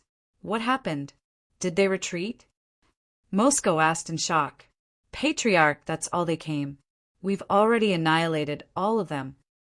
Mosko's expression changed again. Damn it. He fell for it again. That old fox. "Quick, send reinforcements to the front." Mason exclaimed. There were 100 clansmen left in front, and if the true main force of the dark elves was in front, then his clansmen would suffer disastrous losses. At this moment, Undine said, "Chief, what if this is another trap?" Mason was stunned for a moment, but he quickly reacted. What if this place was still an illusion? If the dark elves were to charge in this direction, it would be troublesome. No, he couldn't continue like this. If this went on, he and his clansmen would be too passive. "Everyone gather at the big house." Macy said. Actually, the best way was not to take the initiative to intercept. The farm was so big, with an area of more than 10 square kilometers. If they were to block the leaks everywhere, they would be exhausted. With the cunning of that old fox, Lila Gavich, it was only a matter of time before he killed them with this trick. But in fact, this was a mistake that Mosko Priest had made. In fact, they were the defending side, so they didn't need to rush around. They could wait at ease and gather all their forces. They wouldn't be tricked by Lila Gavich. At this moment, at the front of the farm, after Mason left with his men, Lila Gavich also launched an attack. The people in the 50 vehicles all came down. He had purposely created an illusion to make Moscow think that all the cars were empty. In fact, it was just a diversion tactic. His real goal was to take out the white elves in front of him. But at this moment, a loud horn sounded from the center of the farm. The white elves, who were fighting fiercely with the dark elves at the front, heard the horn and started to retreat. Lila Gavich was a little disappointed. But he couldn't do anything if the white elves wanted to retreat. "Chief, what do we do now?" "How many did we lose?" "Including the 15 that pretended to attack from the back and the crossfire just now, 28 died." "What about them?" "They left around 40 bodies." "That's a big loss," Lila Gavich said with a pained expression. Although they had used a trick this time to let the dark elves gain a little advantage, they also lost people. However, they had also lost people, so it was hard to say who had taken advantage of the situation. "Spread out and enter," Lila Gavich ordered. "Chief, aren't we going in together?" one of his men asked. "Idiot, there are countless mines buried along the road. Going in head-on is suicide." "They probably have heavy weapons," Lila Gavich said. Actually, there was another advantage of spreading out. They could avoid a war of attrition. Both the dark elves and the white elves didn't want to fight a war of attrition. Lila Gavich and his men weren't here to fight to the death with the white elves. They were here to enter the entrance to the crypt. The farm was filled with sorghum and corn. It was big enough to hide a person. The dark elves started to spread out to the fields and moved towards the entrance of the crypt. There were also white elves hiding in the fields. Soon, a fight broke out in the fields.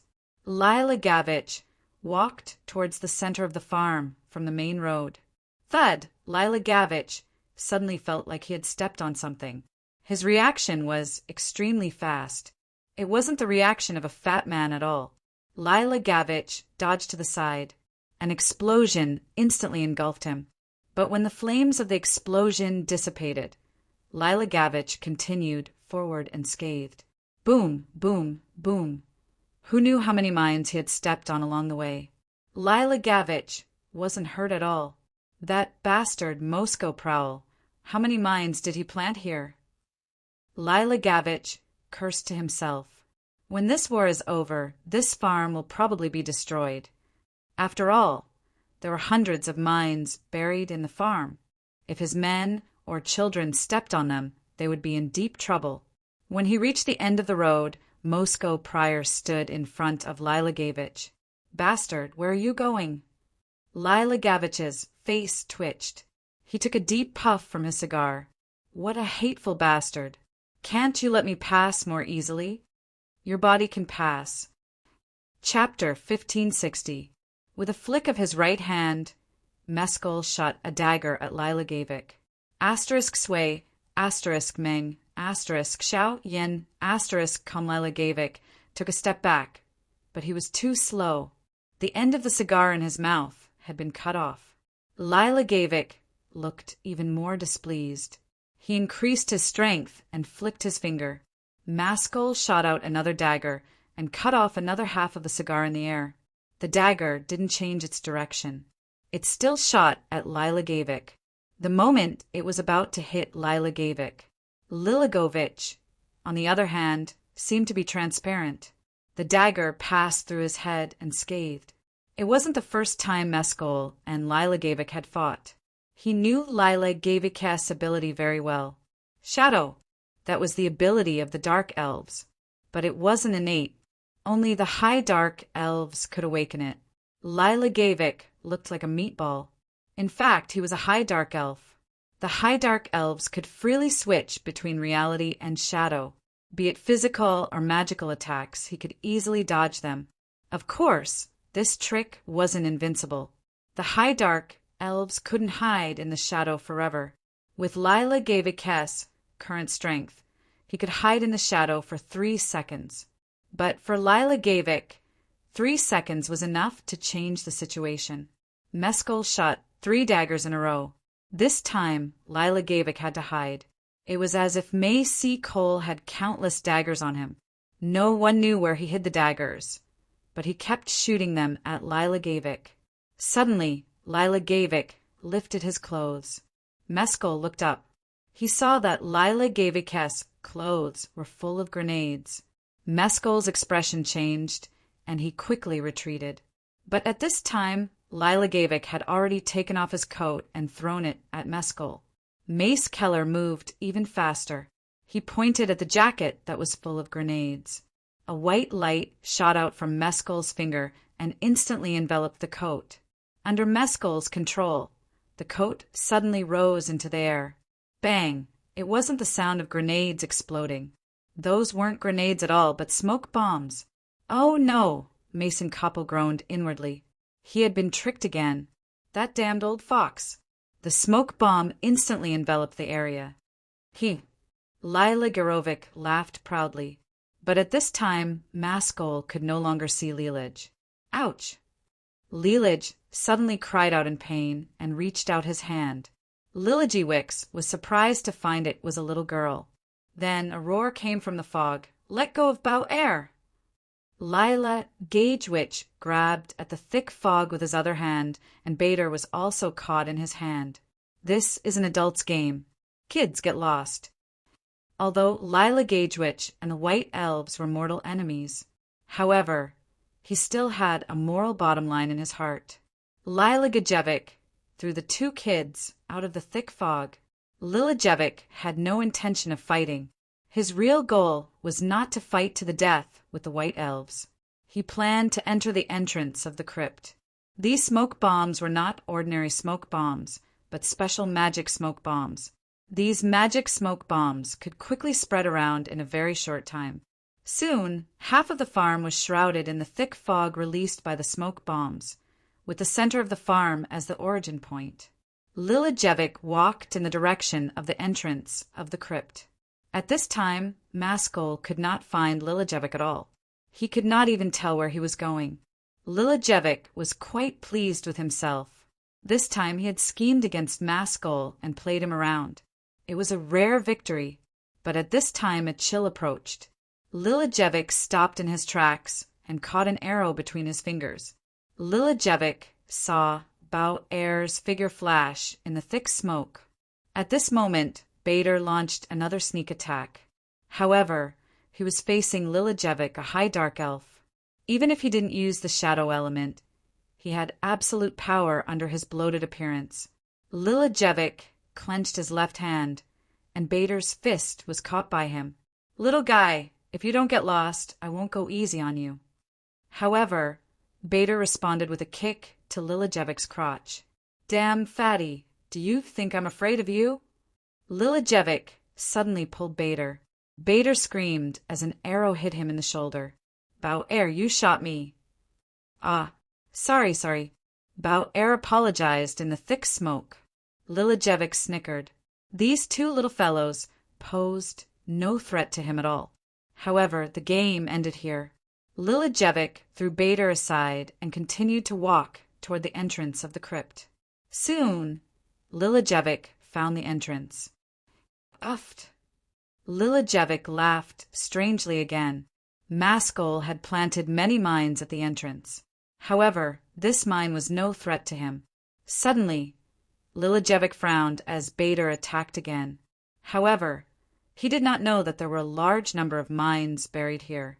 Lilijevic hesitated for a moment, then pulled Bader over and threw him into the entrance of the crypt. How could that idiot Mescal let two miners participate in this war? Ah, you killed Bader. I'll kill you. Bow Air, who was hiding nearby, saw that Bader was thrown into the entrance of the crypt. She immediately shouted and rushed toward Lilijevic. At the same time, she shot 3 arrows in a row, but they did not hit Lilijevic. She had stepped on a mine herself. Lilijevic gritted his teeth. Fuck, I was an intruder, but now I've become a babysitter. That idiot. Lilijevic used the same trick again and threw Bow Air into the entrance of the crypt. At this time, the thick smoke began to dissipate. Lilijevic took out a black horn and blew it Woo! Maskol's expression changed. This was the signal for the dark elves to retreat. Had Lilajevic found the entrance?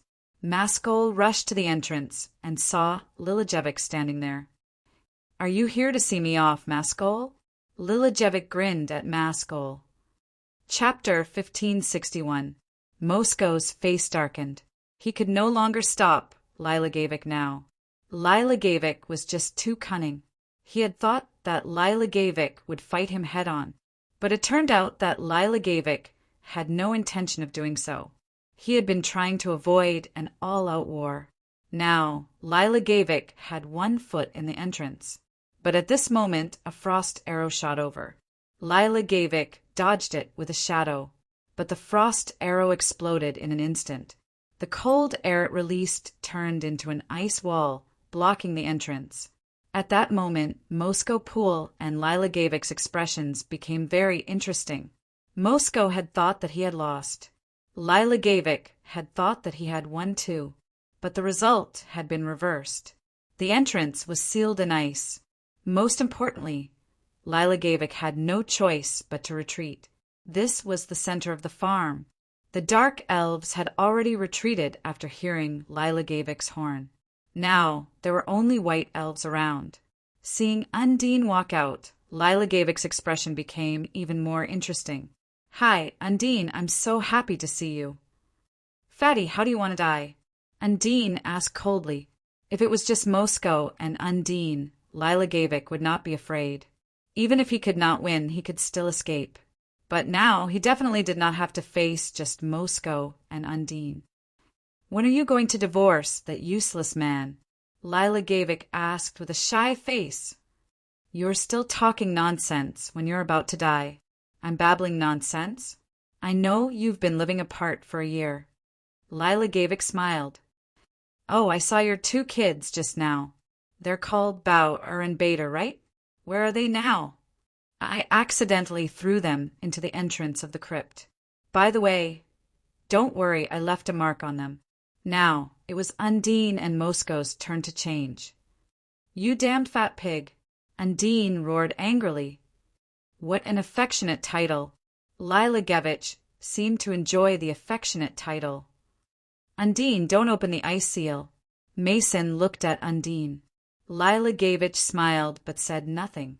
Mason became even more anxious when he saw Undine's hesitation. "Undine, do you want our plan to fail? And I've told you before, don't bring children to the battlefield." Mason exclaimed excitedly. Lilajevich knew her old lover too well. The more impatient Mason was, the more Undine would run in the opposite direction.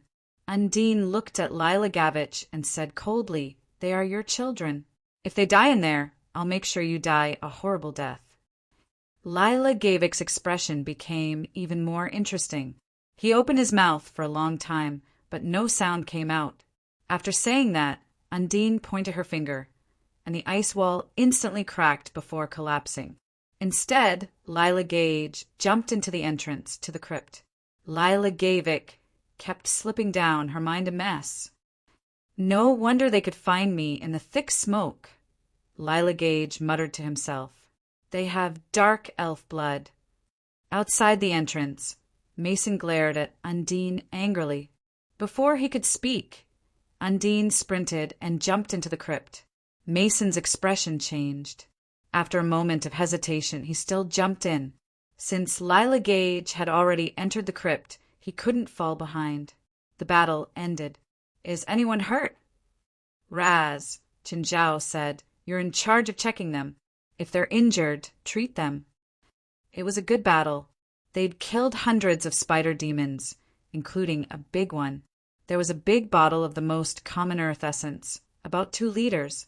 There was a small bottle of the more advanced earth essence, less than 100 grams.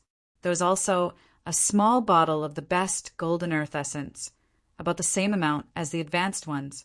The main thing was that the big spider was more than the normal ones, and the quality was high too. Everyone had worked together to kill the big spider, but Gaia's contribution was the most. No one could deny this. However, this battle definitely wouldn't be easy. This was only the first battle, but it had already made everyone feel pressured. They continued going deeper. Most of the time, they needed a light source to explore the way in the tunnel. However, they didn't need to bring their own light source. Alice, Jalanash, and Ruan Faxben all had a spell that could create a stable light source. Even more Raz knew this little spell. Suddenly the ground shook. A crack appeared under everyone's feet. Oh no! Chan Zhao suddenly sped up and grabbed Ruan Faxben, who was hanging in the air. Ruan Faxben was also frightened at this moment. This was because beneath his feet was a pool of magma. The sudden earthquake had torn the passageway apart, exposing the magma river below. Thankfully, the crack wasn't big.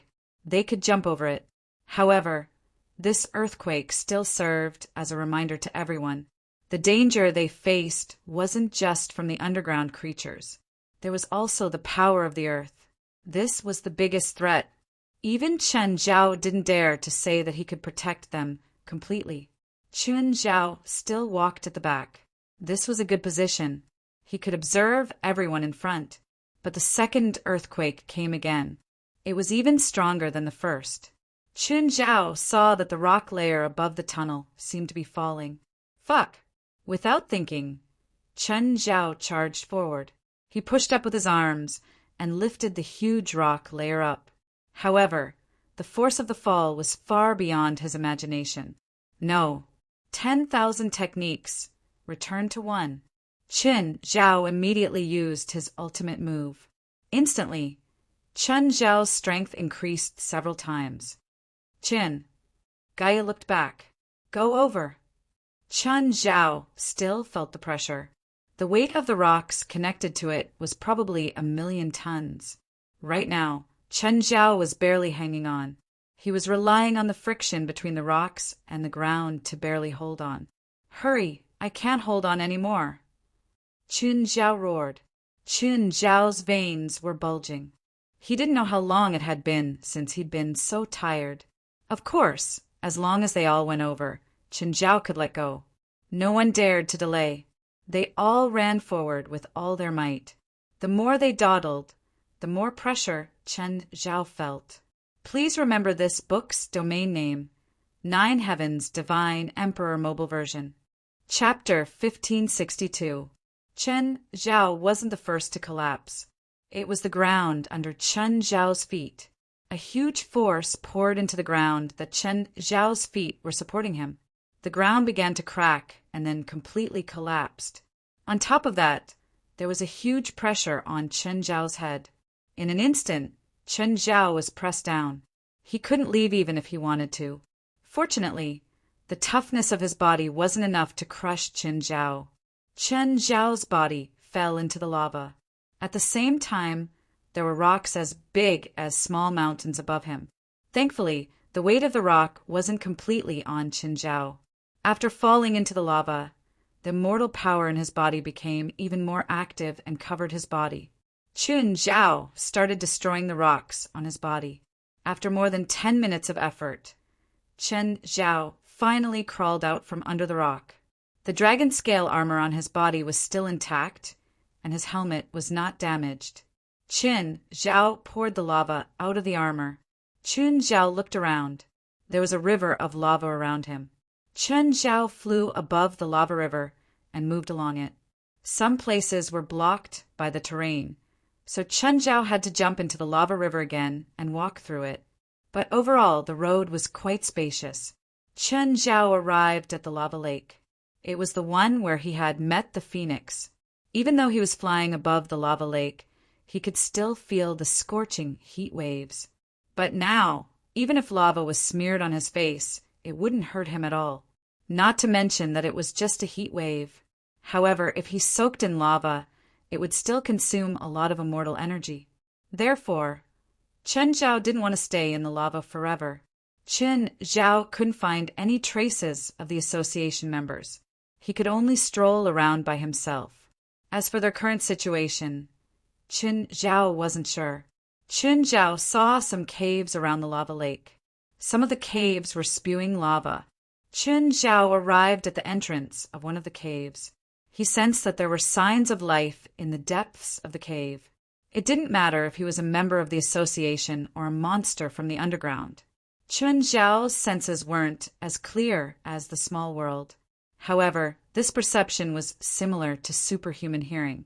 The immortal power greatly increased his bodily functions. From physical resistance to all kinds of resistances, to physical strength, vision, hearing, and reaction time were all improved. Chun Zhao really suspected that if he continued to evolve, he would become like Superman in the movies. In fact, many of Chun Zhao's abilities were almost superhuman. For example, if he used all things returned to one, his strength could reach 150,000 tons. If he used his full strength, he could even push the largest ship in the world. After walking for a few minutes, he suddenly heard footsteps in front of him. Chun Zhao immediately walked forward. Chun Zhao thought it was someone from the association. However, he didn't expect them to not be from the association. It was a girl. Baoa, the daughter of the Porsche store owner? Chun Zhao was stunned. Bauer also stared at the person who had suddenly appeared. This person wearing strange equipment. Because he was wearing a helmet, Bao didn't recognize him. While Bauer was sizing him up, he was also sizing her up. The temperature here was at least 200 to 300 degrees. However, Bao seemed to be very used to the temperature here. There was a red mark on her forehead, and there were also some red lines on her exposed skin. Bauer was holding a bough made from the branches of a mistletoe tree. He stared at Chun Zhao warily. "Who are you? Why are you here?" "I should be asking you that," Chun Zhao said. "Who are you? Why can you appear here without wearing a protective suit?" A spiritualist? She didn't seem to have any magical aura. Bauer didn't answer Chun Zhao's question either. Instead, she raised her bow, pulled back the string, and knocked an arrow at Chun Zhao. "Tell me, who are you?" Suddenly, Bauer's bowstring loosened without any warning. Chun Zhao was stunned. This girl actually dared to attack him? But he soon realized that Bauer's arrow was off by a lot. The arrow flew over Chun Zhao's head. When Chun Zhao turned around, he saw that it was a lizard covered in flames. The lizard was about 3 meters long. Its body was red with black spots. It looked like a beetle's, but it was much smaller. At the moment, a beetle's was already 9 meters long in his normal state. If he turned into a fire dragon, he would be around 12 meters long. Chun Zhao did think that he wouldn't notice the lizard, even with his strong senses. "I saved your life. Can you tell me who you are now?" Did that count as saving his life? Chun Zhao was speechless. Nevertheless, he still opened the visor of his helmet. "Hey, little girl, we meet again." "It's you." Seeing Chun Zhao's face, Bauer immediately raised her bow. "Why are you here? Are you with the dark elves too?" "Dark elves? What the hell? Were they the night elves in the city?" "I'm a researcher." "Researcher?" Bauer tilted her head and looked at Chun Zhao. "What do you study?" "Geology." No wonder. Bauer's knowledge seemed to make her think that it was reasonable for a researcher to appear here. She didn't seem to notice Chun Zhao's armor. It was very abnormal. "What's with your equipment?" "Heat-resistant suit," Chun Zhao said. "Why aren't you afraid of high temperatures?" "Why should I tell you?" Bauer said in annoyance. "You better leave quickly. It's very dangerous here." "I'm not afraid of danger," Chun Zhao said calmly. "Scram! I won't protect you anymore." Bauer pretended to be fierce. Unfortunately, this didn't scare Chun Zhao. "What if I don't leave?" Chun Zhao asked nonchalantly. Bauer raised her bow again and pointed at him. "Then I'll kill you. Are you scared?" "Yes." "Then scram. I heard that this place is closer to hell. Will I go to hell faster after I die?" Bauer glanced at Chun Zhao. Thinking that he was crazy, she turned and left. On the other hand, Chun Zhao shamelessly followed behind her. Bauer took a few steps and turned around, dissatisfied. "Why are you following me? Is this your home?" "What did you say?" Bauer raised her bow again. Chen Zhao immediately raised his hands. I said that I need to go this way to leave. You can't leave the direction you came from. There's a lava lake there. Then why did you come from there? Because I came here first. I saw that it was a dead end, so I turned back. Chapter 1563. Bao didn't believe him. She walked in the direction Chen Zhao had come from for a few minutes, and indeed saw a huge lava lake.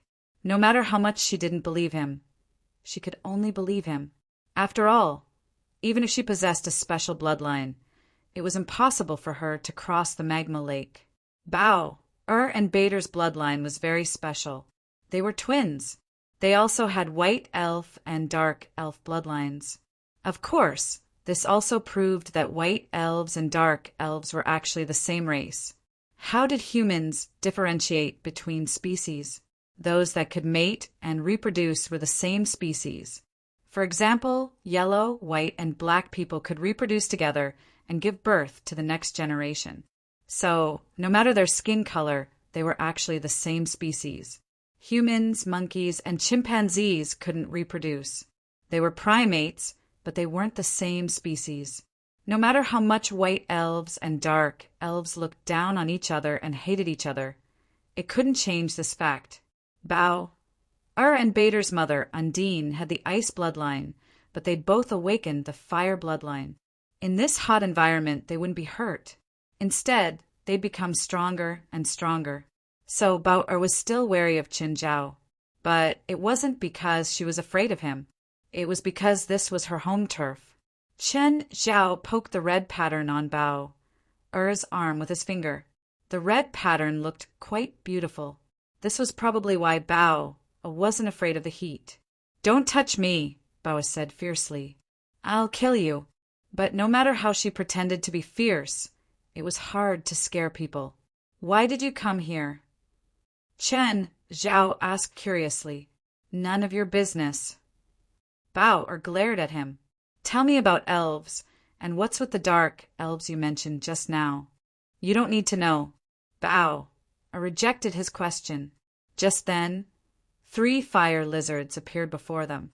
One of them was bigger than the other 2. It was about 8 meters long and had a muscular body. The fire lizard made Chen Zhao suspect that it might be related to the dragons. But they didn't have horns, and Chen Zhao didn't sense any dragon aura from them. Bao was not afraid at all. "You'd better stay away. Otherwise, I won't be able to protect you later." "No, I won't protect you at all." Bao corrected herself. "Your life and death have nothing to do with me anyway." "Who said it doesn't matter? Think about it, I'm a rich man, and I'm a big customer of your father's Porsche store. As long as I'm alive, I can spend more in your father's store. Your father earns more money, and then you can have more pocket money. Am I right?" Bao was stunned for a moment. She seemed to be seriously considering this question. However, before she could wrap her head around it, the 3 fire lizards had already charged over. Bao leaped high into the air. Her jump was at least 4 meters high. Her toes bounced off the rock wall and landed behind the salamander. Then he pulled the bowstring in his hand to the fullest and released it. It accurately hit the head of a fire lizard. The piercing power of this arrow was extremely strong. Not only did it pierce through the fire salamander's head from behind, but it also stabbed into the rocks on the ground. The largest fire lizard charged straight at Chen Zhao. As soon as Chen Zhao released his aura, the biggest salamander immediately froze. Just then, Bao's help arrived. "Watch out!" Bao yelled. She leaped onto the fire lizard's back, pulled out a dagger from her waist, and stabbed it heavily into the fire lizard's neck. The fire lizard struggled wildly, but Bao was extremely agile. The moment she succeeded, she jumped to the side and shot 2 more arrows, both hitting the 3rd fire lizard. In less than 2 minutes, she had killed all 3 fire lizards. The entire process was smooth and pleasing to the eye. Chen Zhao stepped over the fire lizard's corpse and pulled on Bao's clothes. Her clothes were very loose, and she had a belt made of the same material around her waist.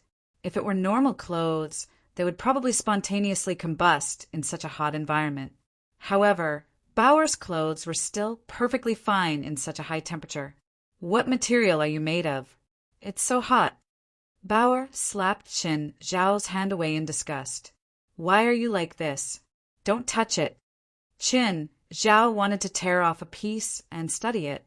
However, the material was much tougher than he'd imagined. If Qin Zhao tore it off forcefully, Bauer's clothes would probably be torn off. If you touch me again, I won't go easy on you. Bauer looked at Qin Zhao as if he was a pervert. Bauer didn't leave immediately. Instead, she started cutting off a piece of fire lizard meat. Can this be eaten? Yes, but its meat is poisonous. Normal people will be poisoned if they eat it. Of course, it's not fatal. Bauer glanced at Qin Zhao. But you don't have a choice now. If you don't want to die here, you better bring some. Qin Zhao pursed his lips. It's poisonous? Forget it then.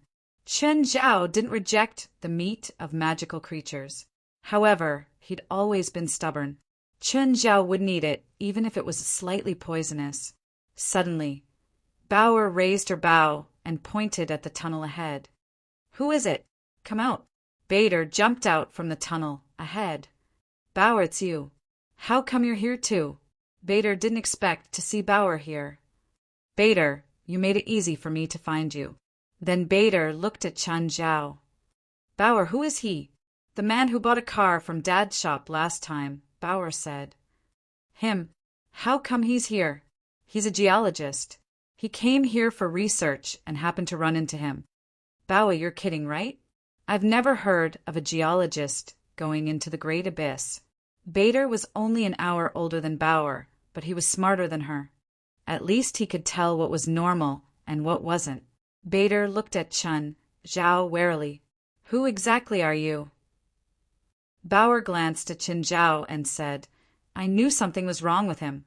He wasn't even afraid of the fire lizard. Looks like I was right. Qin Zhao pursed his lips.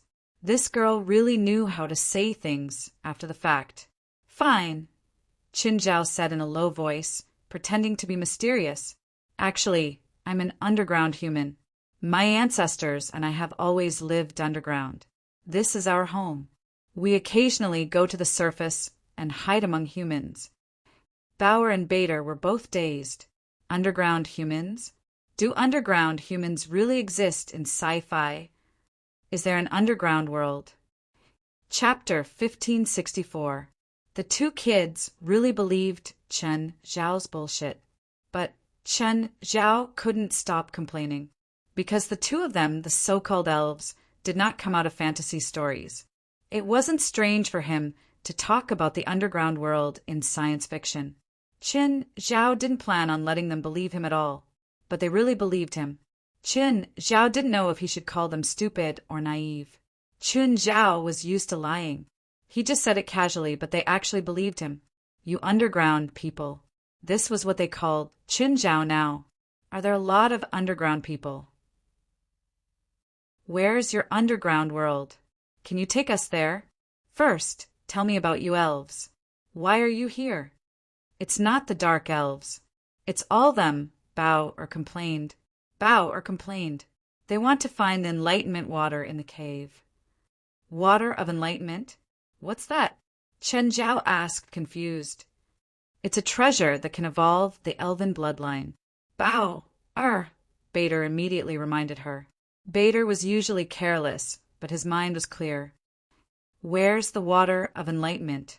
Qin Zhao asked shamelessly. Even though he knew it was their secret, Qin Zhao still wanted to know. Just from the name, one could tell that the water of enlightenment was good stuff. Suddenly, a chill came from behind. Qin Zhao raised his arm and grabbed it. It was an arrow and not an ordinary one at that. The moment Qin Zhao grabbed it, a bone-chilling coldness exploded from the arrow. Half of Qin Zhao's shoulder was instantly frozen. Qin Zhao turned around and saw Undine walk out from the corner. Mom, Bader and Bao cried in surprise. Undine's expression was still cold. A cold aura surrounded her. Qin Zhao was surprised. These elves were really good at hiding their auras. As long as they weren't in his small world, he couldn't sense them at all. Undine looked at Chen Zhao coldly. "Sir, it's embarrassing to lie to two kids." Chen Zhao grinned. She seemed to have heard what he'd said to the two kids earlier. "So are you going to regain face for your children?" The ice on Chen Zhao's shoulder suddenly shattered. He stretched his arm. Undine's pupils suddenly shrank. To be honest, she didn't want to have a conflict with him here, because her attribute was destined to be restrained by the environment here. She had to use half of her strength to resist the heat, and Chen Zhao had hidden his strength very well. However, he was able to ignore his ice arrows and cold air, which meant that it would be very difficult for him to defeat him here. As for Bao, and Bader, they were strengthened in this environment. However, they were still not strong enough. Moreover, they didn't have enough experience. It was too dangerous to fight someone like Chen Zhao. "Are you an enemy?" "Of course not," Chen Zhao said. "I have nothing to do with you." "Of course. I have nothing to do with your enemies either." "Bader, Bao, come here," Undine said. Bader and Bao ran to Undine. They had thought that Undine was going to fight Chen Zhao, but Undine turned around and led them away. However, Chen Zhao shamelessly followed them. Undine raised her bow and pointed at Chen Zhao. "Sir, what do you mean?"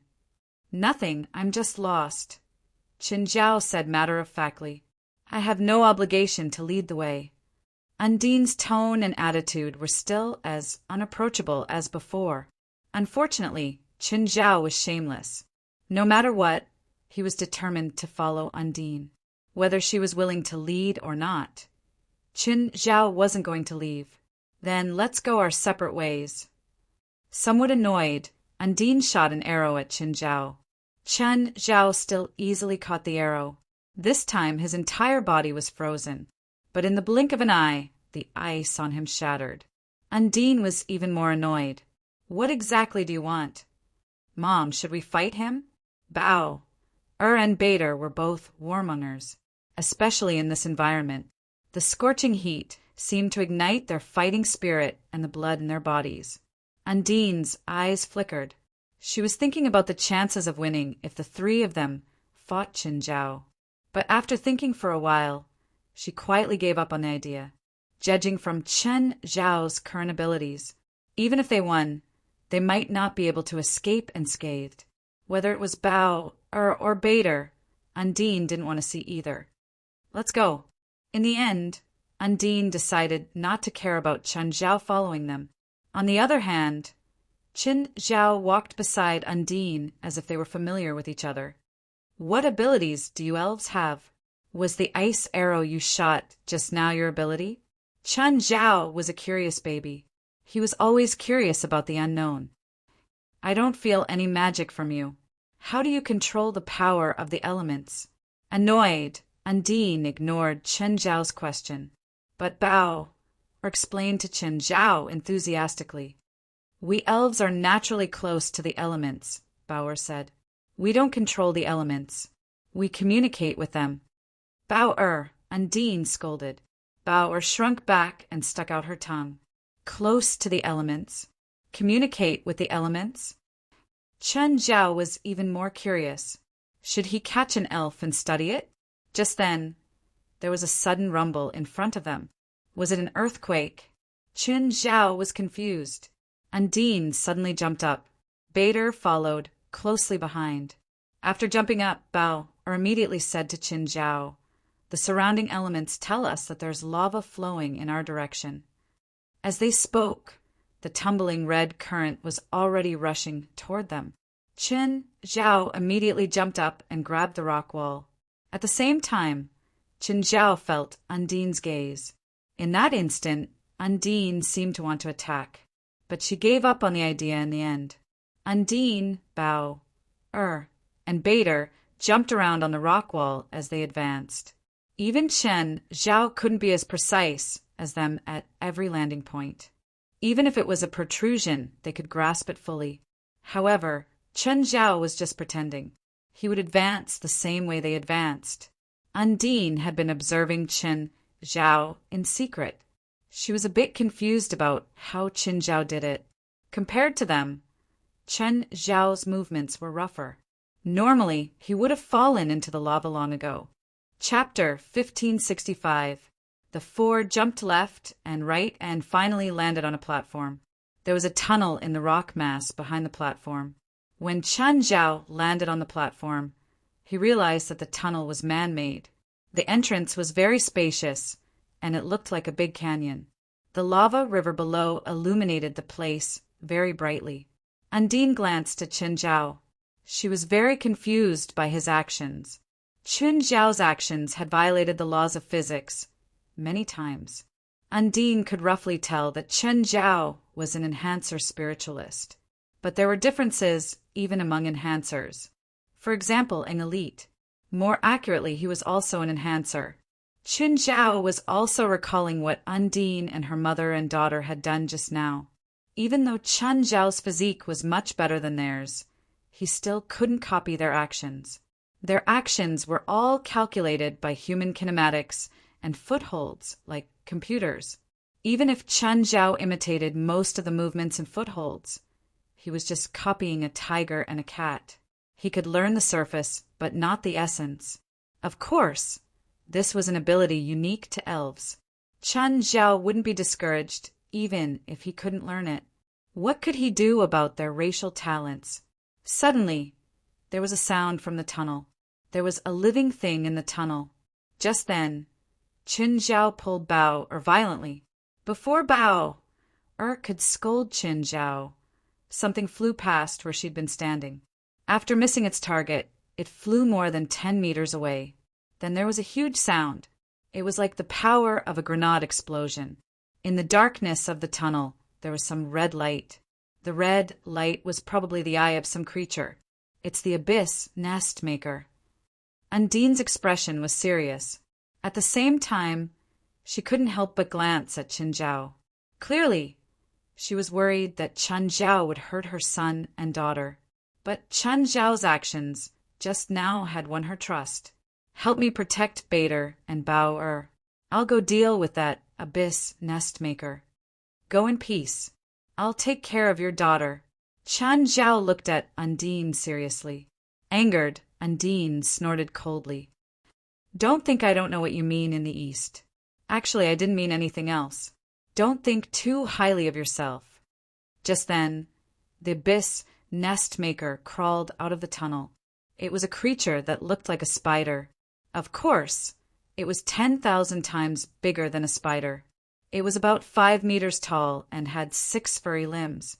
However, from its head to its tail, it was covered with red eyes. Let's just call them eyes, and there were probably hundreds of them. It had a round and bulging belly, a raised tail, and there was even a hole at the end of it. Its mouth opened like a flower petal. So ugly, Chen Zhao couldn't help but complain. Both Bader and Bao agreed with this. Undine's expression was somewhat solemn as she raised her wooden bow. But before she could fire an arrow, the abyss nest builder swung its tail, and a red orb shot at her.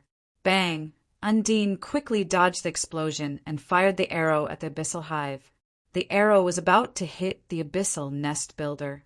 However, the abyssal nest builder opened its mouth and spat out lava, which hit the arrow squarely. Undine cursed inwardly. Damn it! The abyssal nest dwellers were the most troublesome underground creatures for the elves. Their reactions were very fast, and the eyes on their backs were all compound eyes. Their compound eyes could capture any attack. They were even sharper than the fastest human cameras. Undine leaped from the rock wall to the sky above the abyssal nest builder. One had to admit that Undine's movements were very beautiful. Her fighting style was completely different from Chen Zhao's. When Chen Zhao attacked, most of the time he was straightforward. However, the elves' fighting was like an art or a dance. Undine shot an arrow at the abyssal nest builder with her head down and feet up. The abyssal nest builder also bounced back, dodging Undine's arrow. At the same time it hung on the wall. The abyssal nest builder moved up and down the wall.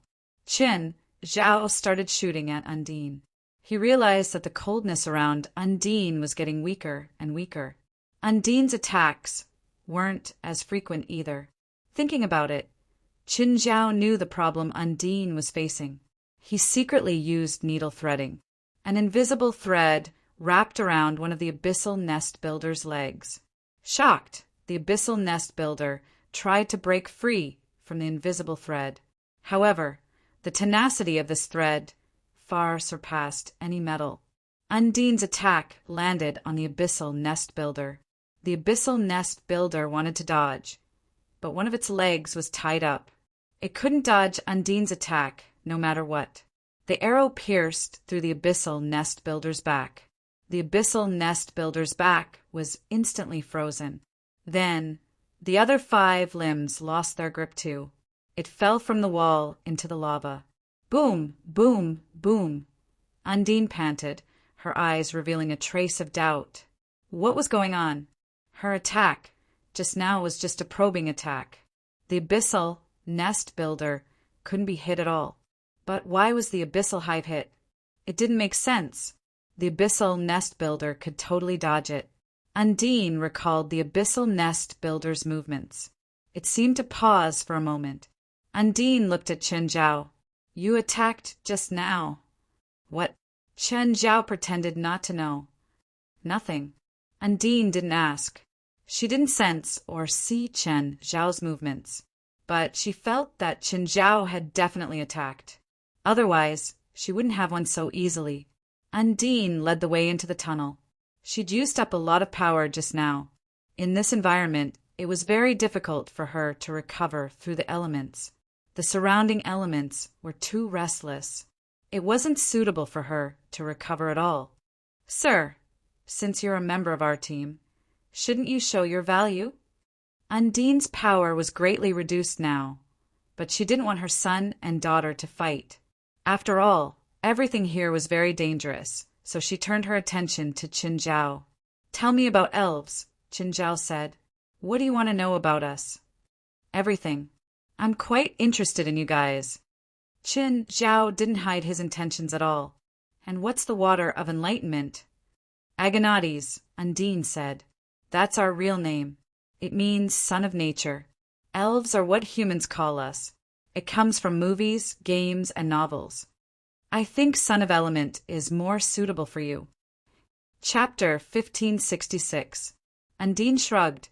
Armendadir is the elemental sun in Elvish. The water of enlightenment is Armendadir's blood. Undine paused for a moment before continuing. However, Armand Didier is the symbol of depravity. He is sinister, cunning, evil, and bloodthirsty. The dark elves were tempted by Armand Didier and drank his blood, thus becoming depraved. Qin Zhao frowned. Undine's words seemed to contradict herself. You said that the water of enlightenment can make elves evolve, and then you said that Armendadir's blood is the water of enlightenment. Then you said that the dark elves drank Armendadir's blood and became depraved. So did the dark elves evolve or depraved? Qin Zhao raised his suspicions. Or maybe your ancestors were jealous of the dark elves. The dark elves evolved, but the other elves didn't, so they purposely divided and slandered the dark elves? Qin Zhao felt that this was possible. Wasn't this a classic case of envy, jealousy, and hatred? Of course it's not that simple, Undine said unhurriedly. At that time there were no dark elves. At that time the elves were still a whole. Avendadir disguised himself as a sage and came to the elf clan. He used our kindness and trust to trick the entire elf clan into drinking his blood. It wasn't just the dark elves who drank it, but the entire elf clan. Undine slowly said, Avendadir descended 3,000 years ago. At that time there were no dark elves. And then, later, some of them were tempted by Armandadir's blood and became his slaves. From then on, the elves split into the white elves and the dark elves. Under Armandadir's leadership, the dark elves started a war against the white elves. Who won in the end? Qin Zhao asked. Of course we won. Light triumphed over darkness. Justice triumphed over evil. and Amanda Didier was sealed by us. Undine's tone was still cold, but there was a tinge of pride in her tone. Chen Zhao didn't agree with the so-called depravity. People's thoughts might change, but their personalities wouldn't. For example, the source of the depravity. He also had the ability to control others. But that was control, not depravity. Control and depravity were different. If there was really someone in the world who could make someone depraved, then that person could definitely rule the world. Take God, for example. In any mythological system, God was the most powerful existence. But could God change a person's thinking? If God could change everyone's mind, that way he could directly turn all the humans in the world into his believers, then God would not need to establish a religion. Of course, Qin Zhao wouldn't argue with Undine. After all, this story had been passed down for 3,000 years.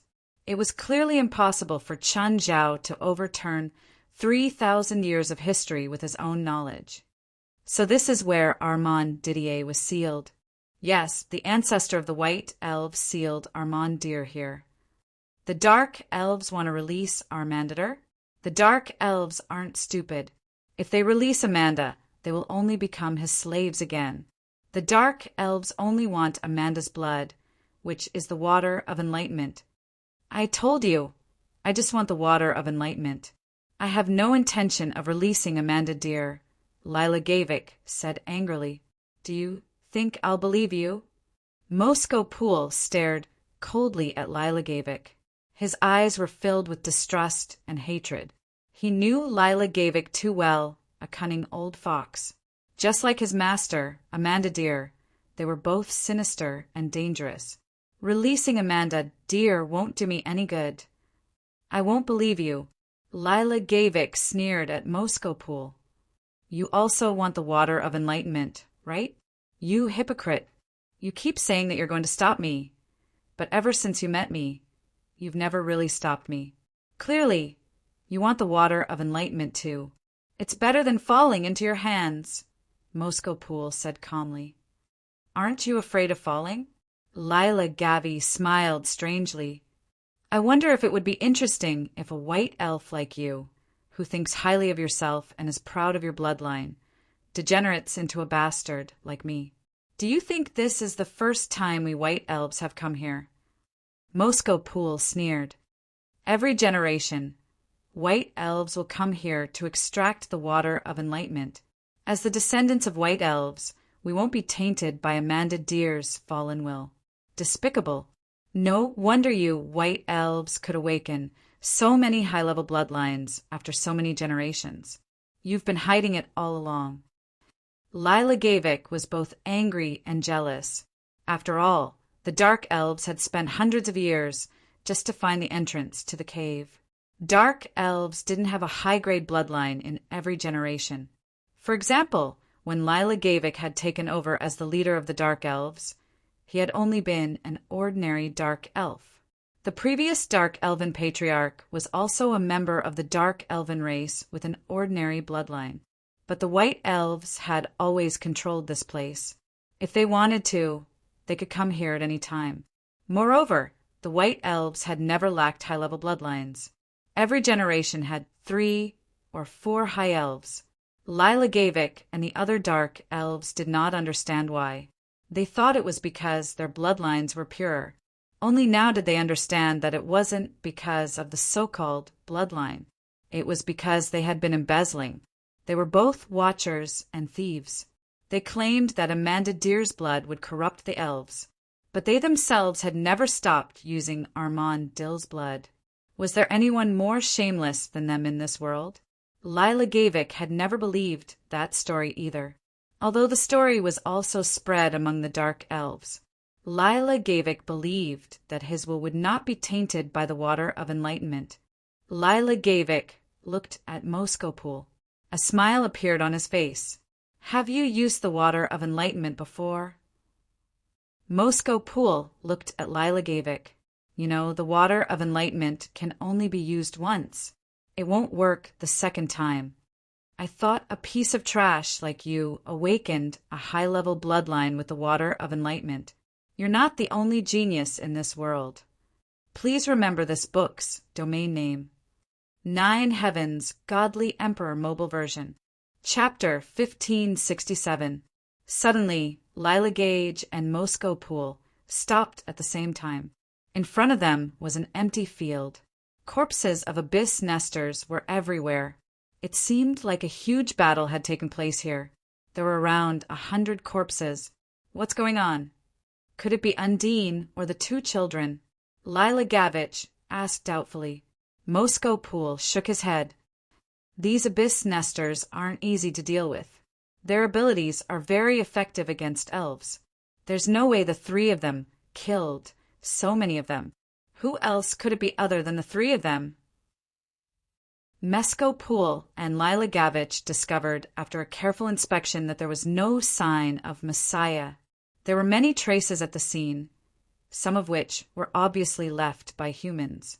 There was also a magical aura at the scene. Spiritualist.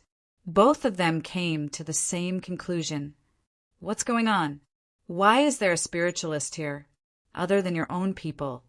Why did you let outsiders in? No, why would I let outsiders in? Moscow Pool stared at Lila Gage. Then why are there outsiders here? Aren't you an outsider? When Lila Gavich heard what Moscow said, he was so angry that he almost started a fight with him. Still, Lila Gavich endured it. Don't you have any clues? No, I don't even know how they got here. Really? Lila Gavich didn't trust Moscow Prior at all. I don't have to explain anything to you. There are quite a lot of them. They should have left in this direction. Lila Gage kept staring at Moscow Pool, paying attention to his expression. Moscow Pool hesitated for a while. Let's go and take a look, he said. Are they here for the water of enlightenment too? Lila Gavich asked in a probing manner. Moscow's expression changed slightly. Lila Gavich asked again. Is Armenditor's seal in that direction? Mason didn't say anything else and headed straight in that direction. Gaia, will something happen to the president? No, we're all fine. Do you think Chin is worse than you? Although these words were hurtful, it was the truth. All of them combined weren't Chen Zhao's match. Suddenly, everyone stopped in their tracks. A lava river was blocking their way. On the opposite side of the lava river, there were 2 closed stone doors. That's right, it was a man-made stone door. Why is there a stone door? Could this be the treasure the guild leader mentioned? But how do we cross this river? Not everyone could fly, and not everyone could jump over a lava river that was more than 20 meters wide. Gaia thought for a moment and said, I'll drive you there. With that, Gaia transformed into a fire dragon and carried half of them over. Then they would turn around and pick up the other half. Everyone stood in front of the 2 stone doors. The stone gate was very big, about 50 meters tall. It was also very beautiful. There were many cryptic patterns carved on the stone door. This kind of craftsmanship was a huge amount of work, even in modern times. Moreover, looking at the traces of the stone door, it was obvious that it was not a product of this era. It was hard to imagine who the creator of this stone gate was. To be able to create such a stone door in such an underground place. How do we open it? Let me try. Gaia transformed back into a fire dragon. However, her 20-meter-long body seemed a little small in front of the 2 closed stone doors. Gaia used all her strength to hit the stone doors, but they didn't react at all.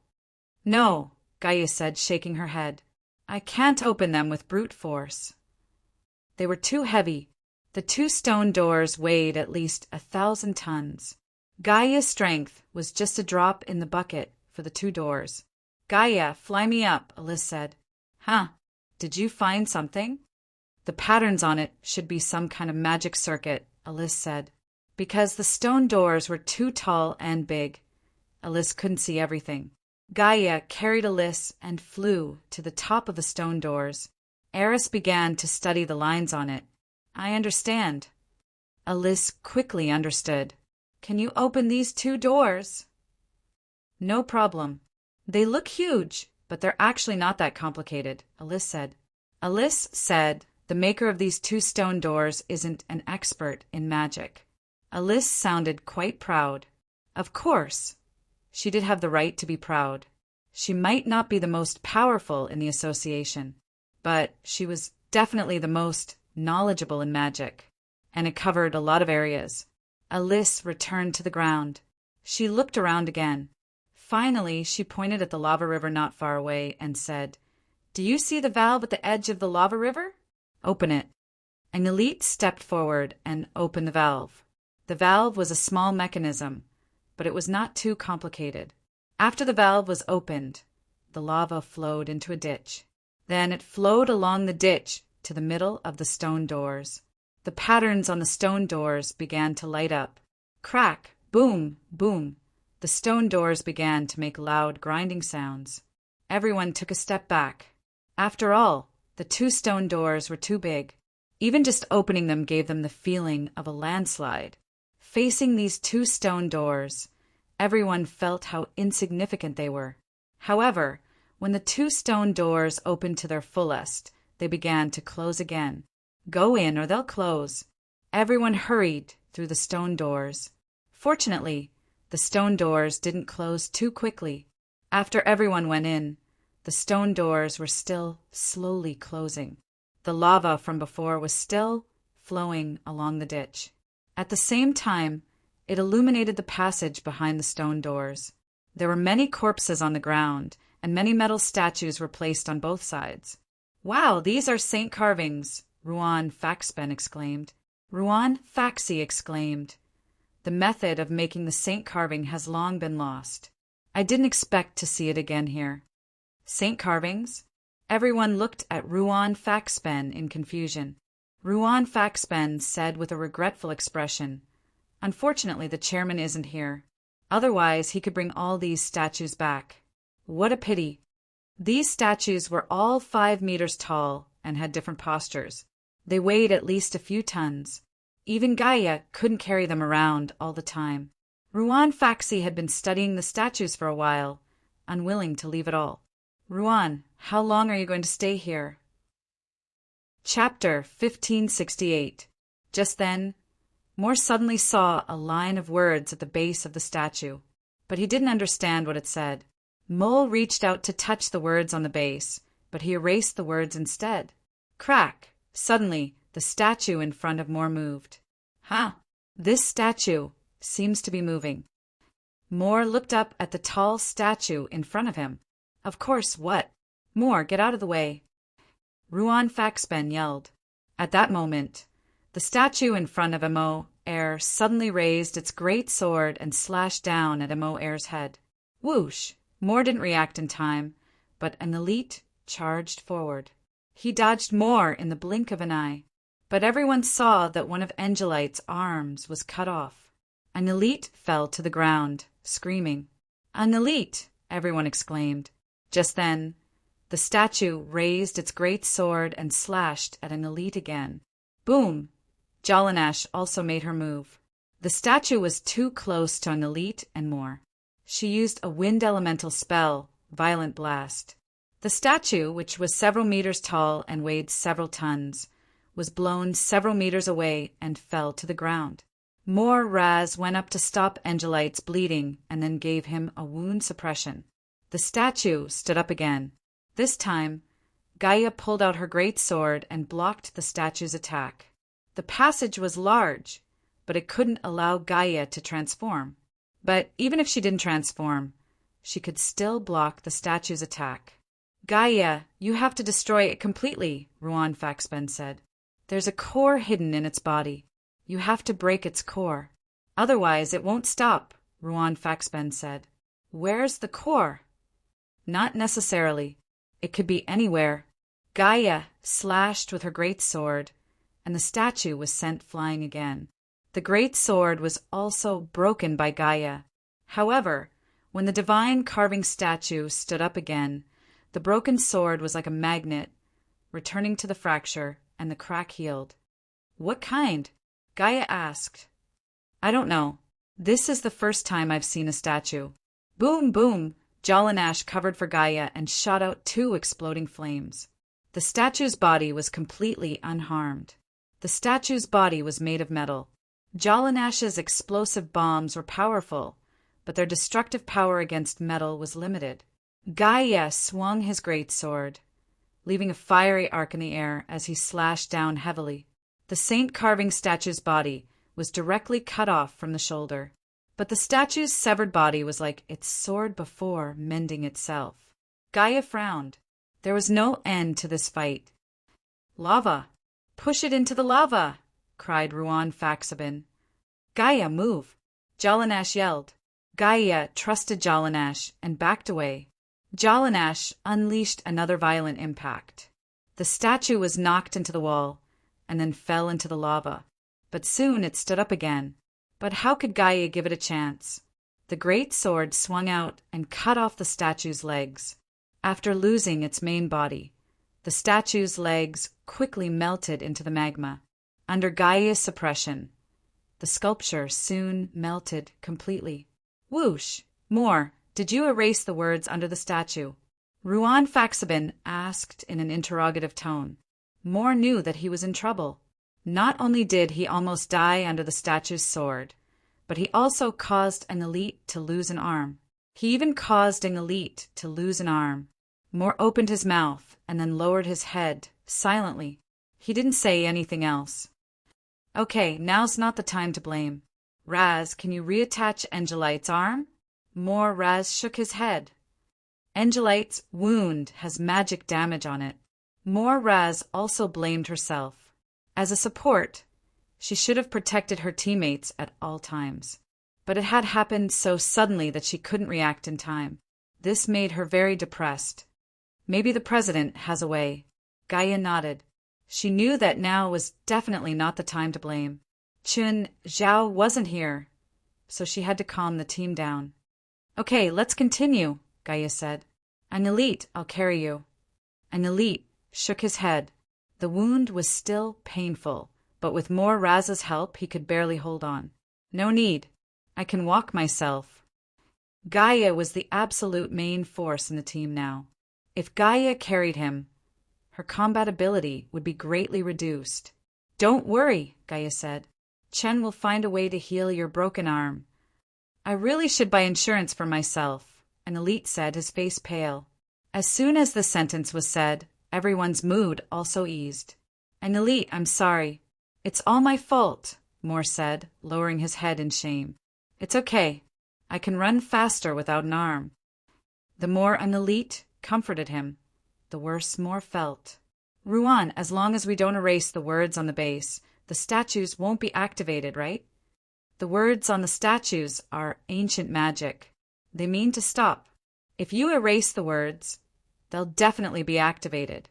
Unless they're completely destroyed, they'll keep attacking the surrounding creatures. Apart from erasing the words, there's another set of rules. As long as the conditions are met, the statues will also be activated. What conditions?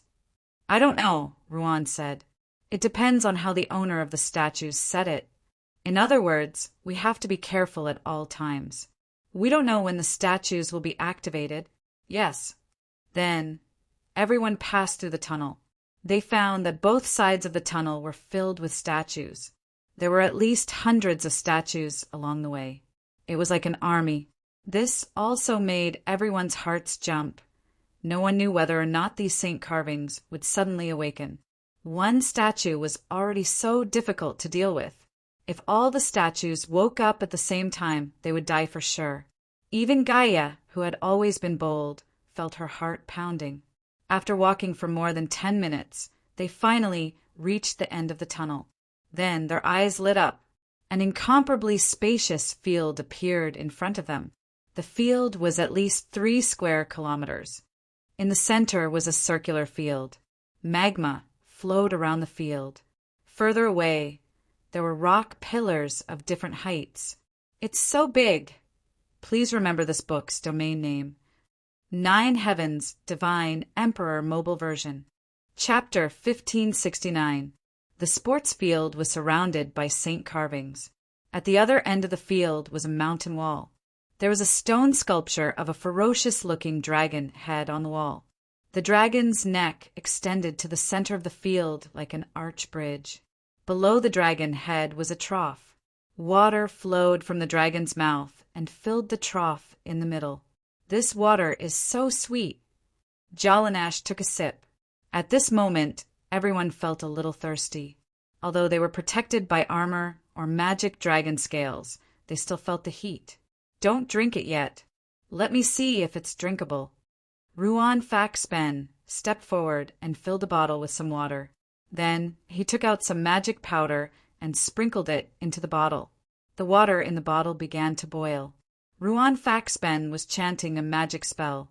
The water in the bottle calmed down again. "It should be fine," Ruan Faxpen said. "What spell is this? What does it do?" "This is pure true spirit spell. If the food or water is harmful to the human body, there will be a warning," Ruan Faxpen said. Ruan Faxpen said, "Since there's no warning, it should be harmless to humans." But just then, Jalanash, who had just taken a sip of water, began to tremble all over.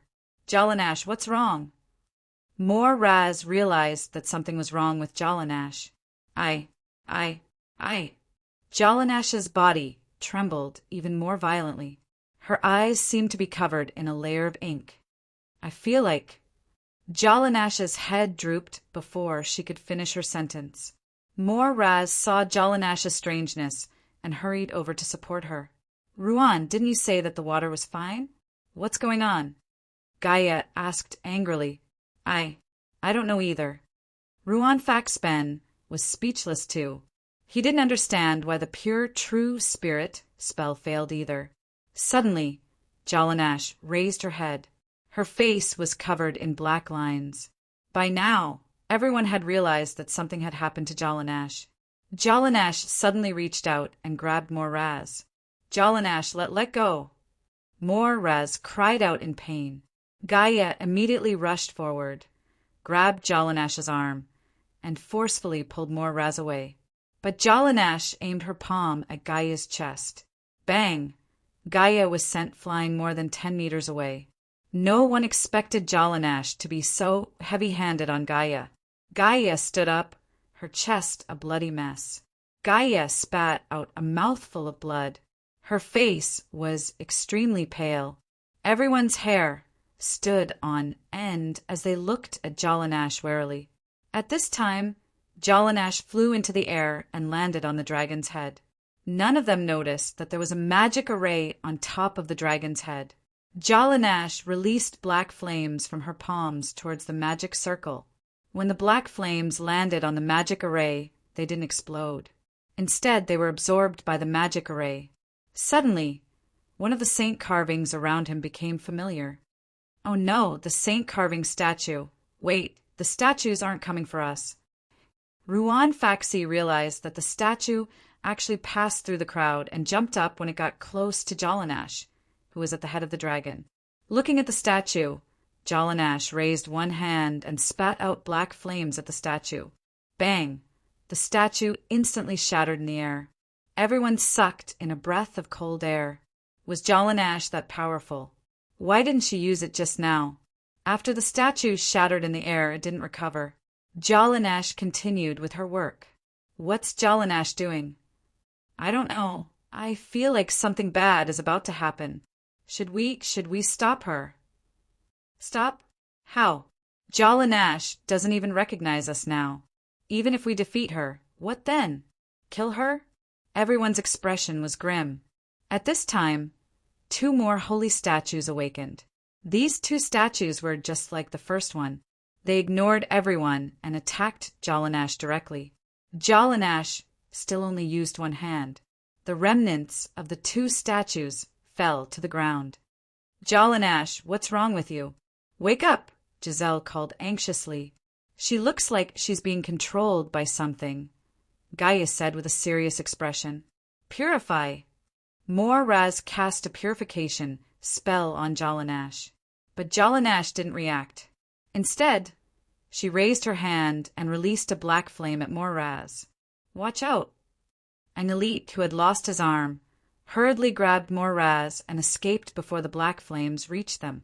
Jalanash, how did you become like this? Wake up! She's being controlled. Suddenly, a voice came from behind. Everyone turned around abruptly and saw two strangers standing behind them. One was tall and skinny, the other a fat man with a big belly. Who are you? I should be the one asking you this. Who are you people? Why did you barge in here?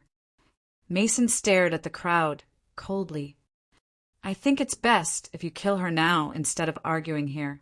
Otherwise, we'll all die. Lila Gavich looked at Jalanash's back, his eyes filled with worry. We won't kill our companions. Companions? She's no longer your companion, Lila Gavich said meaningfully. Lila Gavich said meaningfully, she has now become Amanda Didier's puppet. Armand Didier, the legendary son of Element? Alice asked. Alice, do you know what's going on? No. Alice shook her head. I only know of Amanda Deer, the legendary son of Element. Many elemental mages use the name of the son of Element to cast many spells. At this time, for more statues awakened. Just like before, their target was Jalanash. Everyone looked at Lila Gavik and Moskopool. Sirs, you'd better tell us what's going on. As you can see, the dragon head is the son of Elemental Armand Deer. He has been sealed here for 3,000 years, Mosko said. What about you? Who are you? The protector of this place, Mason said. At the same time, he's also a burglar, Lila Gavik added. Chapter 1570. While they were talking, another 8 statues woke up. Gaia looked at Jalanash and turned around. Is there any way to wake her up other than killing her? No, not just her. Her descendants will be cursed by Armand Didier as well. Mosko Pool pointed at Lila Gavik. Just like this bastard. Lila Gavich glanced at Mosko. You better not challenge my bottom line now. Wah! Gaia spat out another mouthful of blood. Mal Raz hurried over to heal Gaia. By then, Jalanash had already dealt with the 8 statues. Then, the 16 statues woke up. This time, Jalanash wouldn't be able to deal with them so easily. With one hand, Jalanash continued to charge the magic circle on the dragon's head as she fought back against the statues. Klaus, do you have tranquilizer bullets? Yes. Take Jalanash down, Gaia said. Klaus took out the tranquilizer gun and its bullets. From dozens of meters away, he aimed at Jalanash. Whoosh! However, when the tranquilizer bullet was less than a meter away from Jalanash, it suddenly stopped in the air. Jalanash looked at everyone, her expression becoming even more ferocious. She spread her arms, releasing a terrifying wave of air from her body. The shock wave abruptly spread out like water ripples in all directions. *T. More Raz hurriedly cast an AoE, Holy Barrier. When the wave reached everyone, they felt that the barrier was about to shatter.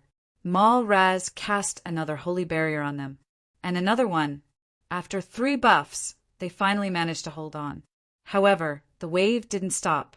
It continued to spread to the edge. The surrounding saint carvings were all affected by the shock wave. The moment they were touched by the wave, they all disintegrated. However, Jalanash seemed to be much weaker after using her ultimate move. Jalanash fell from the dragon's head and landed in the middle of the sink. We can't let her replenish her power. We have to stop her, Mosko said. With that, Mason swung his arms at Jalanash, throwing 2 daggers at her. The water trough beneath Jalanash's feet kept sending energy into her body. As for the 2 daggers flying towards her, she completely ignored them. Just like before, there seemed to be an invisible shield around Jalanash. Lila Gavich, are you going to stand aside and watch? Mosko Pool scolded. Lila Gage hesitated for a moment, then finally decided to act.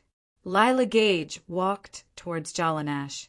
Jocelyn Nash raised her hand and pointed it at Lila Gage. But in the next moment, she hesitated. After a while, Jolanash put down her palm. When Lila Gavich was 2 meters away from Jolanash, she stopped. Jolanash suddenly sensed Lila Gavich's hostility. In an instant, Jolanash attacked Lila Gavich. Black flames burst out of Jolanash's palm. Lila Gage immediately hid in the shadows, grabbing towards Jolanash at the same time. But the moment Lila Gavich grabbed Jolanash's wrist, he felt a sharp, burning pain in his palm. Ah! Lila Gage hurriedly stepped back, clutching her wrist in pain. Jolanash grabbed in the air from 3 to 4 meters away. Lila Gage immediately sensed danger. An extremely dark power surged towards her from all directions. Lila Gage's scalp was about to explode. Shadow! Luckily, shadow could be used. The hand of darkness missed. Lila Gavich turned and ran. By then, the water trough beneath Jolanash's feet had already dried up. Jolanash's aura became even more terrifying. She returned to the dragon's head and continued to charge the magic circle. Rumble! The ground started shaking slightly. We can't let this go on. We have to stop her. Moscow Pool yelled. If Amanda breaks free from the seal, all of us will die. Moscow Pool looked at Gaia and the others. What about you? Gaia's expression darkened. You don't have to do it. I'll do it. Gaia, your injuries haven't healed yet, Moraz said. It's okay. Your magic has helped me recover a lot. That's not healing, it's just suppressing my injuries. It's okay. Gaia shook her head. Then, she took a few steps forward. Roar! In an instant, Gaia turned into a 20-meter-long fire dragon. Lila Gage and Moscow Pool stared at Gaia, dumbfounded, their faces filled with disbelief. Jolanash looked at Gaia and raised her arm to aim at her. Whoosh! Black flames shot towards Gaia again. Gaia rose into the air, dodging the black flames. However, Gaia had no choice but to avoid the black flames. At the same time, he aimed at Jolanash and spat out a mouthful of dragon breath. The dragon breath landed in front of Jolanash. Although it didn't hurt her, she took a few steps back. Jolanash had to stop charging the magic circle as well. That's amazing. Lila Gavich and Moscow Pool looked at each other. Jolanash's expression was completely twisted. This time, she changed her tactic.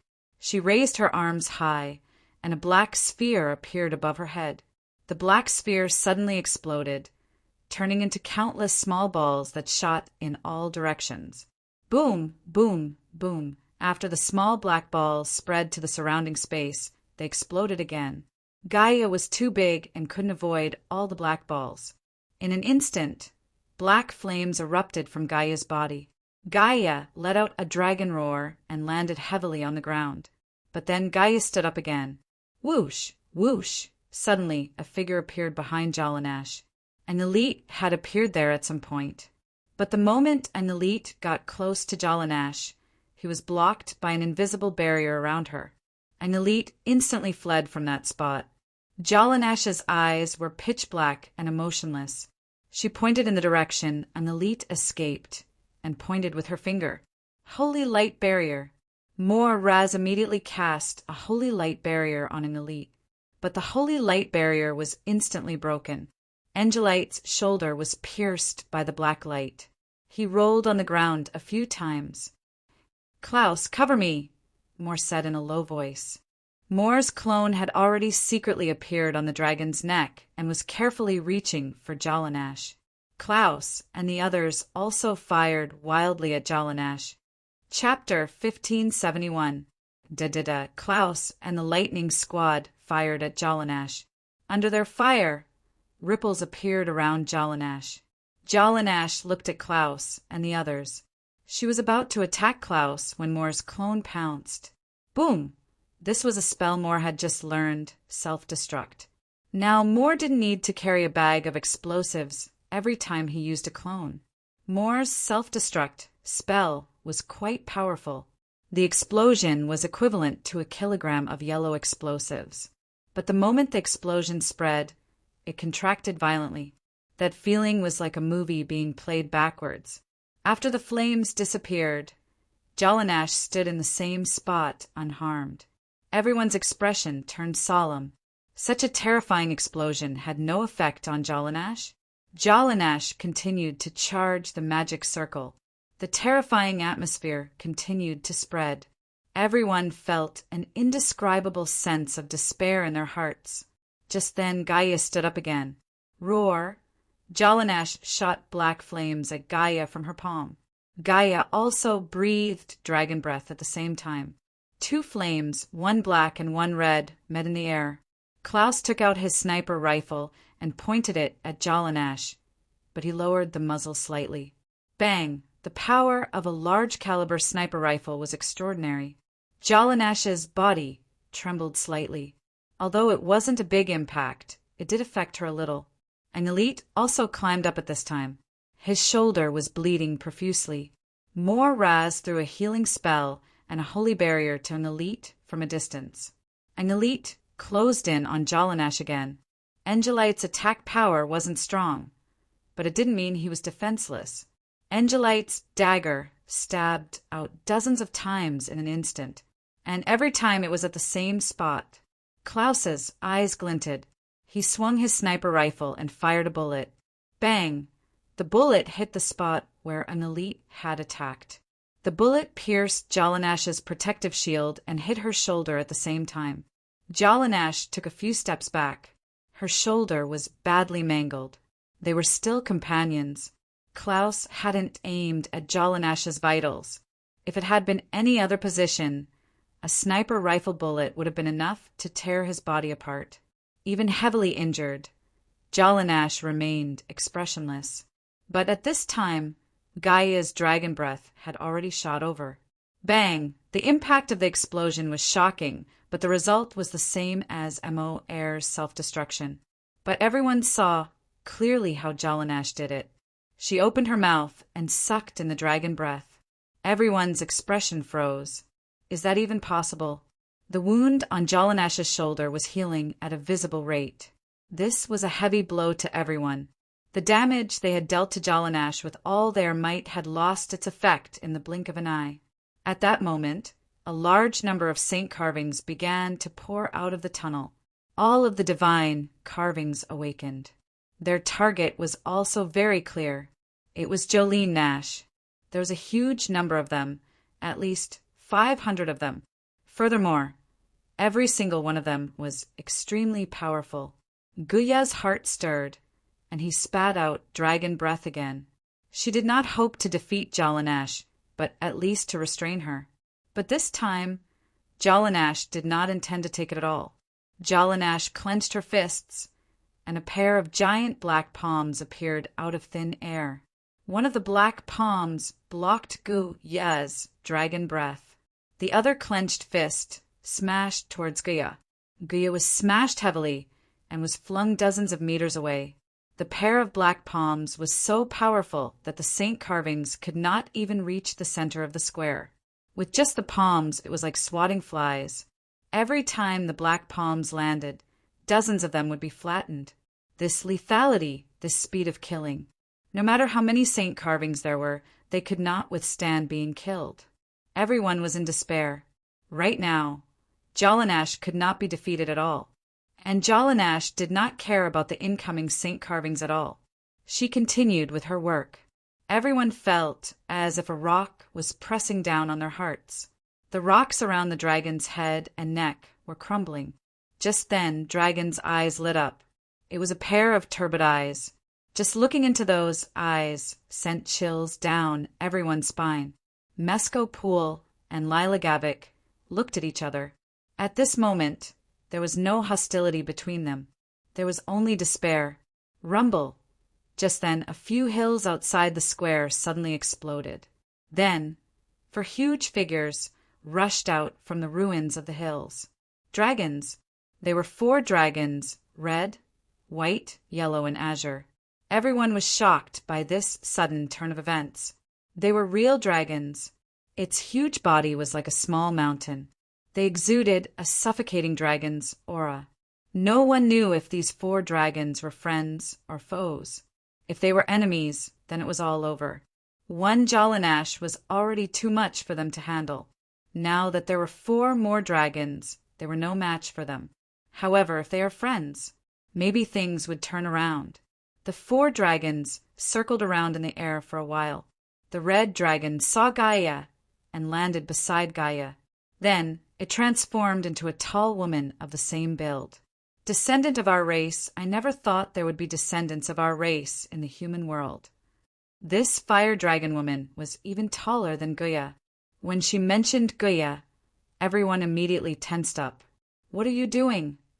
Everyone looked at the fire dragon woman warily. Don't you want me to save her?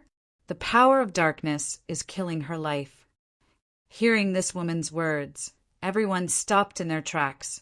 The woman sent her power into Guya's body, and Guya's wounds began to heal slowly. Seeing that Guya was recovering and that the woman didn't hurt him, everyone sighed in relief. At this moment, the yellow, white, and azure dragons in the sky dove at Jalanash. Rumble! At this moment, the rocks under Jalanash's feet suddenly cracked. A bloody mouth suddenly shot up into the sky and bit the yellow dragon in one bite. Roar! The 100-meter-long yellow dragon's body was directly torn apart by that bloody mouth. Everyone's heart went cold, their faces full of fear. That was a dragon. That was a 100-meter-long dragon, and it was killed in one move just like that. The rocks completely cracked, and Amanda Didier finally broke free from the seal. Just the exposed dragon head and neck were already 100 meters long. His entire body was probably over 300 meters long. This was a real giant. Chapter 1572. Amanda Dill chewed on a third of the yellow dragon's body and swallowed it. As if that wasn't enough, Amanda Dill lowered his head and stuffed the rest of the yellow dragon into his mouth as well. At this time, the rock wall connected to Amanda Dill's neck also began to crack. He had finally broken free from the seal. At this moment, everyone clearly saw Amanda Dill's true body.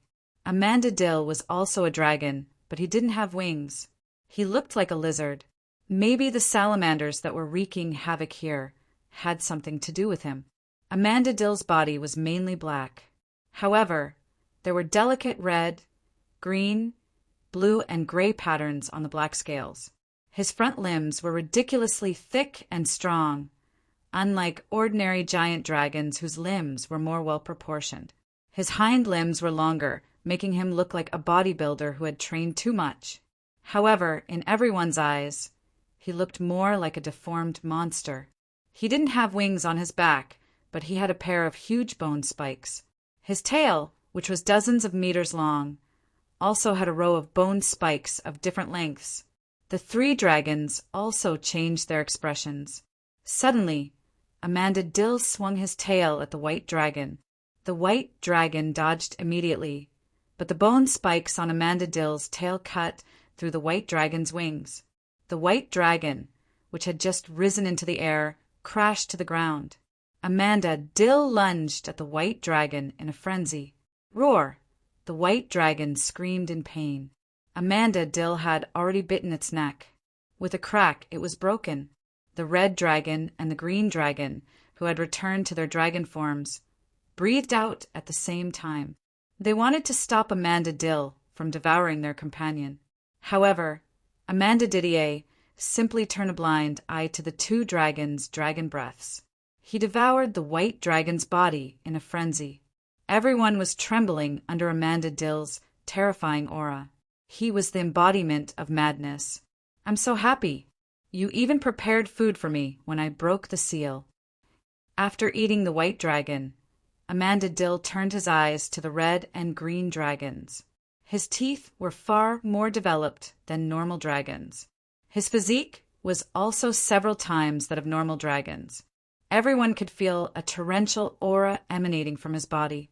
It was the same for the red and green dragons. However, they did not flee. They were still trying to hurt Amanda Dill.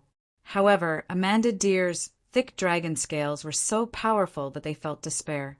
Amanda Deer's hind legs kicked hard, and it pounced towards the gathering red. The red dragon tried to escape. But Amanda Didier was too fast. His strength and speed completely suppressed the red dragon. Armand Dill grabbed the red dragon with his forelegs. Roar! The red dragon struggled.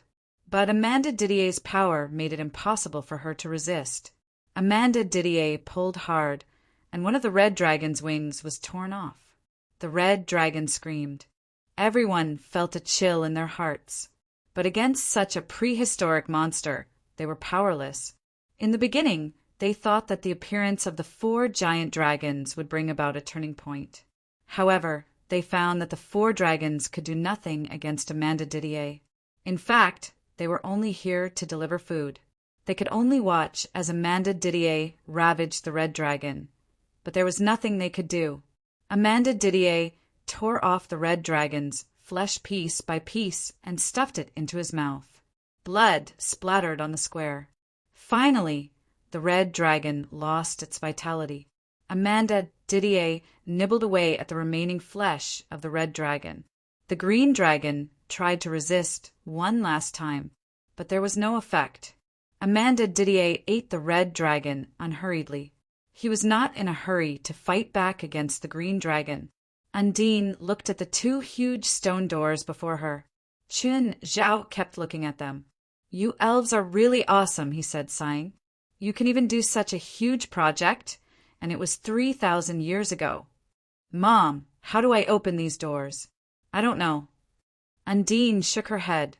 Qin Zhao walked up and forcefully pushed open the 2 stone doors. A human-sized gap appeared in the stone door. Undine looked at Qin Zhao in surprise. "You can do that? Hurry up. Don't drag your feet. These doors are heavy." Actually, the doors weren't as heavy as they thought. They only weighed about 2,000 tons. This weight was quite light for Qin Zhao. Undine bade her and bow, hurriedly passed through the doors. Only then did Qin Zhao rush in before the doors closed. Rumble! Just then, there was a huge sound in front of them. The passageway behind the stone door trembled, and the gravel above them fell continuously. "Hurry up," Undine said. "The tunnel looks like it's going to collapse." The 4 of them scampered forward. However, when they ran through the passageway, they saw an unbelievably large beast devouring a green dragon. "Wow, did I miss something?" Qin Zhao exclaimed. Everyone looked at Qin Zhao. When the members of the association saw Qin Zhao, they couldn't help but heave a sigh of relief. Amanda Didier glanced at Qin Zhao's group. "A few more are here to die. My servants go kill them. A few more have come to die. My servants go and kill them." He clearly wasn't interested in these humans. They weren't even enough for him. Qin Zhao looked at Jalanash, who was floating in the air. Qin Zhao looked at Jalanash, who was floating in the air. "Air. Can someone explain to me if that's Jalanash?" "President, Jalanash is being controlled," Ruan Faxben said. Qin Zhao took off his helmet and waved at Jalanash. "Jalanash, it's me. Do you recognize me?" Lila Gavik and Moscow Pearl looked at him in surprise. How could it be him? Were these people his subordinates? Just then, Jalanash raised her arms and pointed at him. "Watch out!" Lila Gavik shouted. They had suffered at Jalanash's hands. They knew exactly how scary Jolene Nash was. "Who?" Black flames shot toward Qin Zhao. Qin Zhao raised his hand and the black flames charged at him. The power of this flame seemed to be very ordinary, not even as hot as the magma. However, these black flames seemed to have some sort of corrosive power. Unfortunately, it was also of little threat to Qin Zhao. Everyone realized that Jalanash's ultimate move didn't seem to work on Qin Zhao. "Jalanash, if you do this again, I'll spank you." Jalanash's black flames suddenly paused. Her face finally showed some expression. However, she seemed to be in great pain. The next moment, her painful expression disappeared. She was just as expressionless as before. Please remember this book's domain name: 9 Heavens, Godly Emperor Mobile Version. Chapter 1573. Lila Gavik and Moscow Pool were speechless. Spank her? You'd have to be able to do that. President, it's useless. Jalanash doesn't seem to have her own consciousness. Think of something, Moraz said. Chen Zhao was in a difficult position. He definitely couldn't kill Jalanash. Not in this lifetime. Do you have any way to make my subordinates wake up? Chen Zhao asked. Human. Kill me and she'll wake up. Amanda Didier had already eaten the last of the green dragons. I see. Chen Zhao touched his chin. Then I'll kill you. Everyone thought that Chen Zhao was crazy. Even the members of the association didn't have much confidence in Chen Zhao now. They'd seen with their own eyes how terrifying and crazy Amanda Didier was. The 4 dragons were like little pets in front of him. Before that, you'll have to defeat my slave first, Armandier said in a mocking tone. Chen Zhao looked at Jalanash and threaded the needle. The invisible thread wrapped around Jalanash's body. Jalanash instantly fell from the sky and was dragged in front of Chen Zhao. Everyone was stunned. How did Chen Zhao do it? Chen Zhao didn't even move. How did he catch Jalanash? Lila Gavik and Moscow Prior were both shocked and bewildered. After all, they had been beaten up badly by Jalanash before. But Chen Zhao had caught Jalanash so easily. Were they cheating? Both of them were very disappointed. If Chen Zhao could find something, Amanda Didier wouldn't have broken the seal. Now that Amanda Didier had broken free from the seal, it was too late. Surprise flashed in Undine's eyes. She thought back to the abyss nest-maker she'd encountered before. The abyssal nest-maker's movements seemed to be restrained by an invisible force. It seemed that Chen Zhao had really helped him in secret that time. Chen Zhao used the invisible thread to lift Jalanash before him and patted her face. Jalanash, wake up. President, it's useless. Jalanash can't wake up, an elite said. An elite? Your shoulder? Was it done by this ugly guy? Chen Zhao's anger was full. He looked up at Amanda Didier. Very well, you've angered me. Very imposing, but... Amanda Didier's huge claw slapped Chen Zhao's head. But it's nothing before me. Rumble. Everyone's expression froze. Was it over? Just like that? Hearing Chen Zhao's confident tone, they had thought that Chen Zhao had some ability. In the end, he was slapped to death by Armand Didier. Roar! Suddenly, Amanda Didier let out a strange cry and quickly retreated. His left forearm was bloody. Chen Zhao was hugging a thick pillar. The black pillar was Armand Dill's toe. Chen Zhao threw the claw into the dark lava. Chen Zhao instinctively liked it, just like when he encountered Mikados and his army of dead fetus monsters. Everyone stared at Chen Zhao, dumbfounded.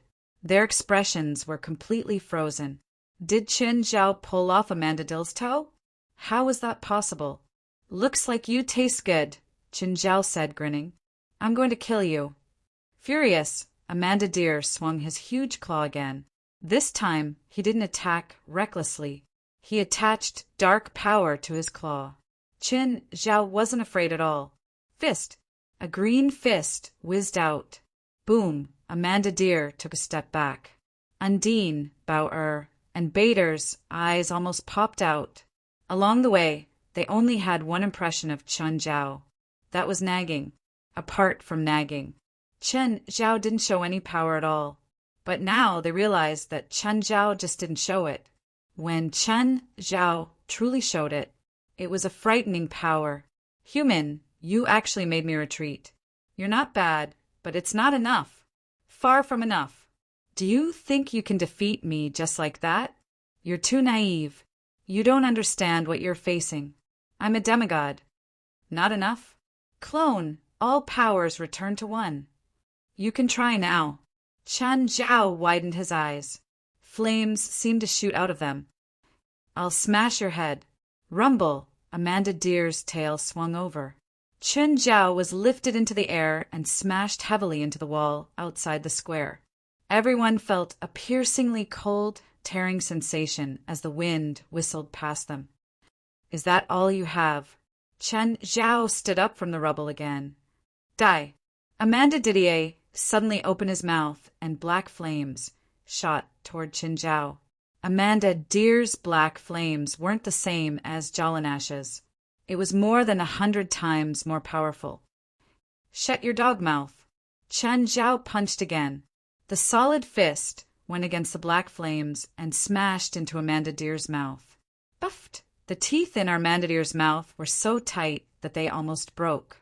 His huge body was forced to take several steps back. Demigod or God are just self-titled titles. You're a demigod? Qin Zhao patted the black flames on his body. I can kill a dozen of you, even with my eyes closed. Amanda Deer spat out a mouthful of blood and a few broken teeth. His expression became even more savage and furious. Human, you succeeded. You've successfully angered me. I've always been very successful at angering people. Qin Zhao shrugged. I'm going to eat you. On this point, we have a common understanding. I also want to eat you. Amanda Deer's front limbs smashed into the ground. The entire square shook. Do you really think you can beat me? I really do, Qin Zhao said matter-of-factly. Qin Zhao strolled toward Amanda Deer. Amanda Deer didn't dare to be careless now. He hadn't used his full strength in the exchange just now, but he could feel Qin Zhao's threat. Qin Zhao's ferocious eyes flashed. Before I kill you, I have one last question for you. I'll allow you to ask me one last question before you die. Are you Hyperion? What? Amanda Deer froze. But Qin Zhao's attack had already arrived. Fist shadows storm. Without holding back, Qin Zhao poured out all the immortal power in his body. Chapter 1574. The first punch landed on Amanda Didier's chin. Dragon blood spurted out of Amanda Didier's mouth. Before he could react, an even more brutal attack was already upon him. Everyone was watching, and the shock in their hearts could not be any greater. Qin Zhao's every punch tore through a piece of flesh. His fists were also so fast that no one could see them clearly. Bang! The bone spur on Amanda Didier's back that looked like a triangular blade had already shattered under Qin Zhao's attacks. Qin Zhao dashed over and broke the bone spur with one punch. Then he grabbed it and pressed it down. Amanda Didier's body was pierced by his own bone spur. Roar! The sky fell and the ground cracked. Amanda Didier's roar caused the ground to shake. Amanda Didier slapped his claws at Qin Zhao. Qin Zhao turned around and punched. Amanda Didier's claws shattered. Qin Zhao jumped onto Amanda Didier's head. Grabbing two protruding horns, he pressed his body down. Amanda Didier's huge head smashed onto the ground. Everyone stayed far away from him. The shock waves from the battle between the two could kill them. Qin Zhao started smashing down on Amanda Didier's head. Roar! Stop! Stop! I'll dispel. I said I'd smash your head, so I'll do it. Qin Zhao's tone was fierce. Bang!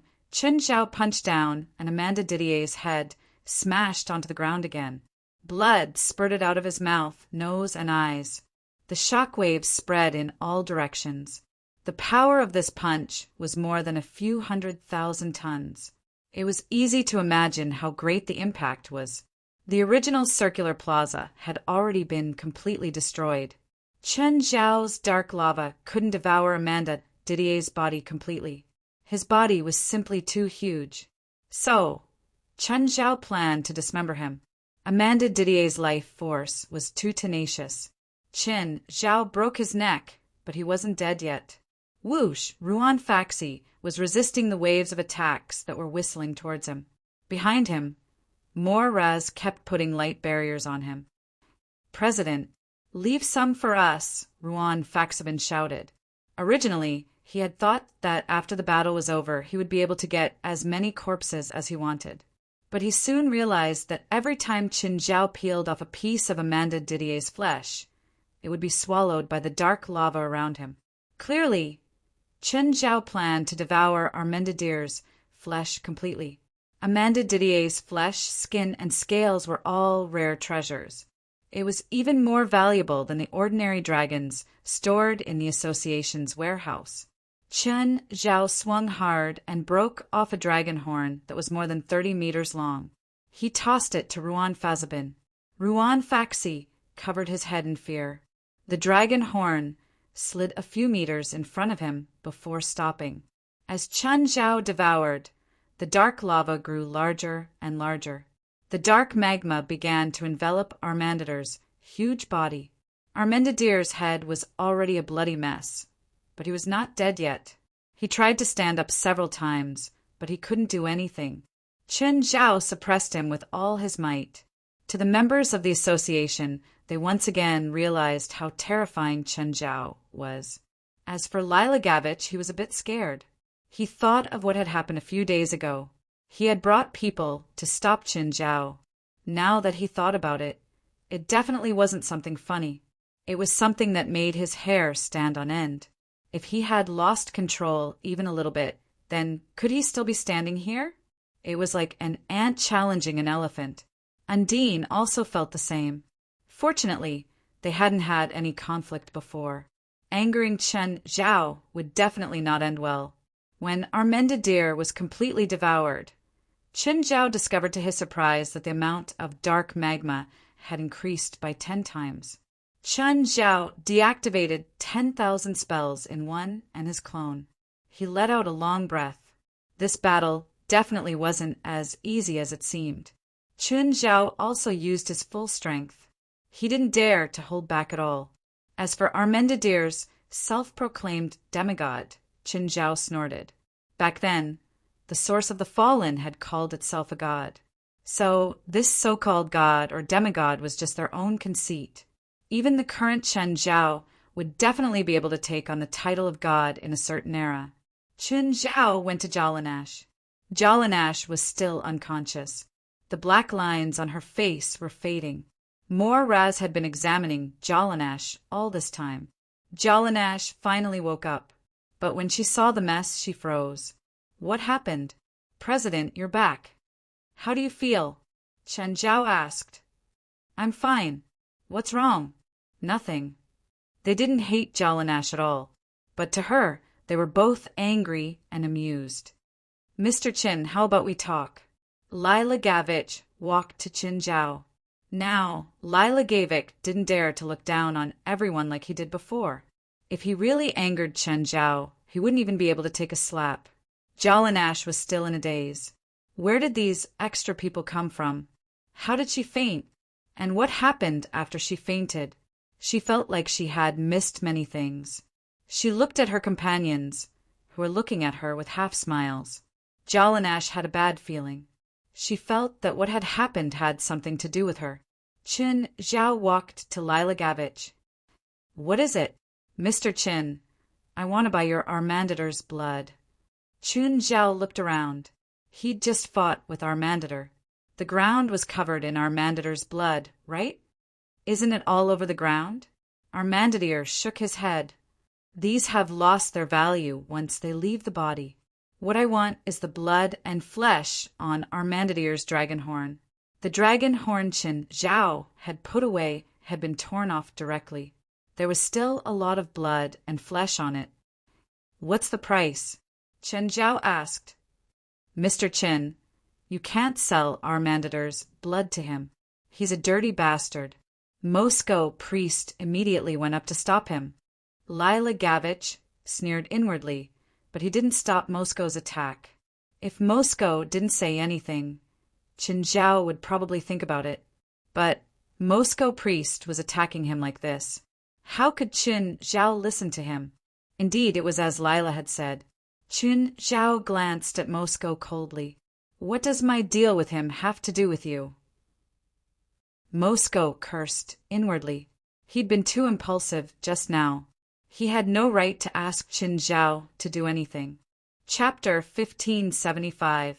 Everyone had a rebellious mentality. Even Chen Zhao was the same. It was like a beggar telling Chen Zhao not to buy this car. It wasn't cost-effective. Mason knew the difference in status between him and Chen Zhao very well. He didn't have the right to ask or order Chen Zhao. Mesco Prior's goal was to stop Lilagevic, but he defended Chen Zhao first. This wasn't a good start. It was Chen Zhao's. He'd obviously make decisions based on his own judgment. He wouldn't let someone else decide what he wanted. "Mr. Chen, let's talk in private." Lilagevic smiled. "Let's talk over there," Chen Zhao said. Moscow wanted to follow, but he backed off after Chen Zhao's glare. The two went to a place with no one around. "Mr. Chen," Lilagevic said, "you're definitely richer than me, so it doesn't matter how much I give you." Lilagevic had been thinking about how to convince Chen Zhao. It wasn't easy. If he was facing a normal person, he could have many choices. He could give them money or something that normal people didn't have. He could even promise to give them power. But in front of Chen Zhao, these conditions were laughable, especially what he often used, giving them power. If he told Chen Zhao these conditions, Chen Zhao would probably slap him in the face. He'd rub the legendary son of elements, Amanda Dill, on the ground. If he said he'd smash Amanda's head, he'd really do it. But I have a lot of connections. I even have connections with the political world. Chen Zhao furrowed his brows. He'd always avoided getting involved with the political world. The only person he knew who was involved in politics was Laurent, a former California senator. He'd retired at home now. This was because he had always been distrustful of the government. It wasn't because he was in a foreign country. It was the same even in China. Politics were dirty. Who knew when they'd be sold out by the politicians? "I don't know what use this has for me," Chen Zhao said calmly. To be honest, Chen Zhao's current influence wasn't much weaker than a politician's. He could even use his capital to threaten a politician. Lilagevic smiled. Political connections were just one of his bargaining chips. If Chen Zhao wasn't interested, he had other bargaining chips. He also understood Chen Zhao's resistance and distrust towards politicians and the government. In fact, it was the same for Lilagevic. After all, to a certain extent, they were all aliens. "I also have a special channel that allows me to get my hands on some magical materials, such as Huaxia's demon blood or Japan's holy mountain ashes and Europe's holy platinum. These magical materials are all controlled by various countries and regions, and they are not allowed to be sold abroad. However, I can get my hands on them, and I can even introduce these channels to you." Recently, Donya Tianqi, Genkira, and Ruan Faxi had been complaining about the scarcity of some magic materials. As a result, they had no choice but to choose substitutes when forging weapons or magic tools. If they could gain these connections, it would indeed be a good thing for the association. If you are willing to introduce these connections to my people, then I can provide you with a portion of Armandator's flesh. This deal had nothing to do with money, but a consideration for the long-term future. Truth be told, the supernatural society's connections had always been limited to the government. Only West had any contact with the government. He had always lacked connections in other fields. This is mainly because of the supernatural organization over the past 20 years. It had always been a third or fourth-rate organization. No one cared about the supernatural organization, so they had no interest in interacting with it. "Mr. Chin, I have quite a lot of connections in the business world," Lilagevic continued, trying to convince Chen Zhao. Business connections? It was useless to him. Chen Zhao's need for connections had always been up to fate. Chen Zhao also knew that the more connections he had, the better, but he had always been undisciplined. Even though Lilagevic had introduced him to business connections, it would be difficult for him to maintain them. "Oh, I have a question," Chen Zhao said. "What problem?" "Please go ahead, Mr. Chen." "Isn't that Amanda Didier known as the Son of Elements? But I didn't sense any other elemental magic other than the power of darkness in his body. He's the son of an elemental lord, so of course he's called an elemental son." "Mr. Chen," Lilagevic said matter-of-factly, "do you have any other understanding of this title?" No." Chen Zhao had thought that Amanda Didier should have other elements. In the end, Qin Zhao had beaten him to death, but Amanda Didier didn't have any other magic elements. Okay, one portion of Amanda Didier's flesh. I'll send it to you later, Qin Zhao said. Lila Gavich wanted to continue fighting, but he didn't have the capital to move Qin Zhao. He would use Lila Gavich's connections to exchange for the flesh of Amanda Didier that he dreamed of. It was hard to say who would win or lose. It could only be said that both sides were satisfied with the deal, but Qin Zhao had the upper hand. Because Qin Zhao was the supplier, he also had the absolute right to speak. Lila Gavich, on the other hand, was the demand side. What he had was a secondary resource. This meant that he didn't know if his resources were what Qin Zhao needed.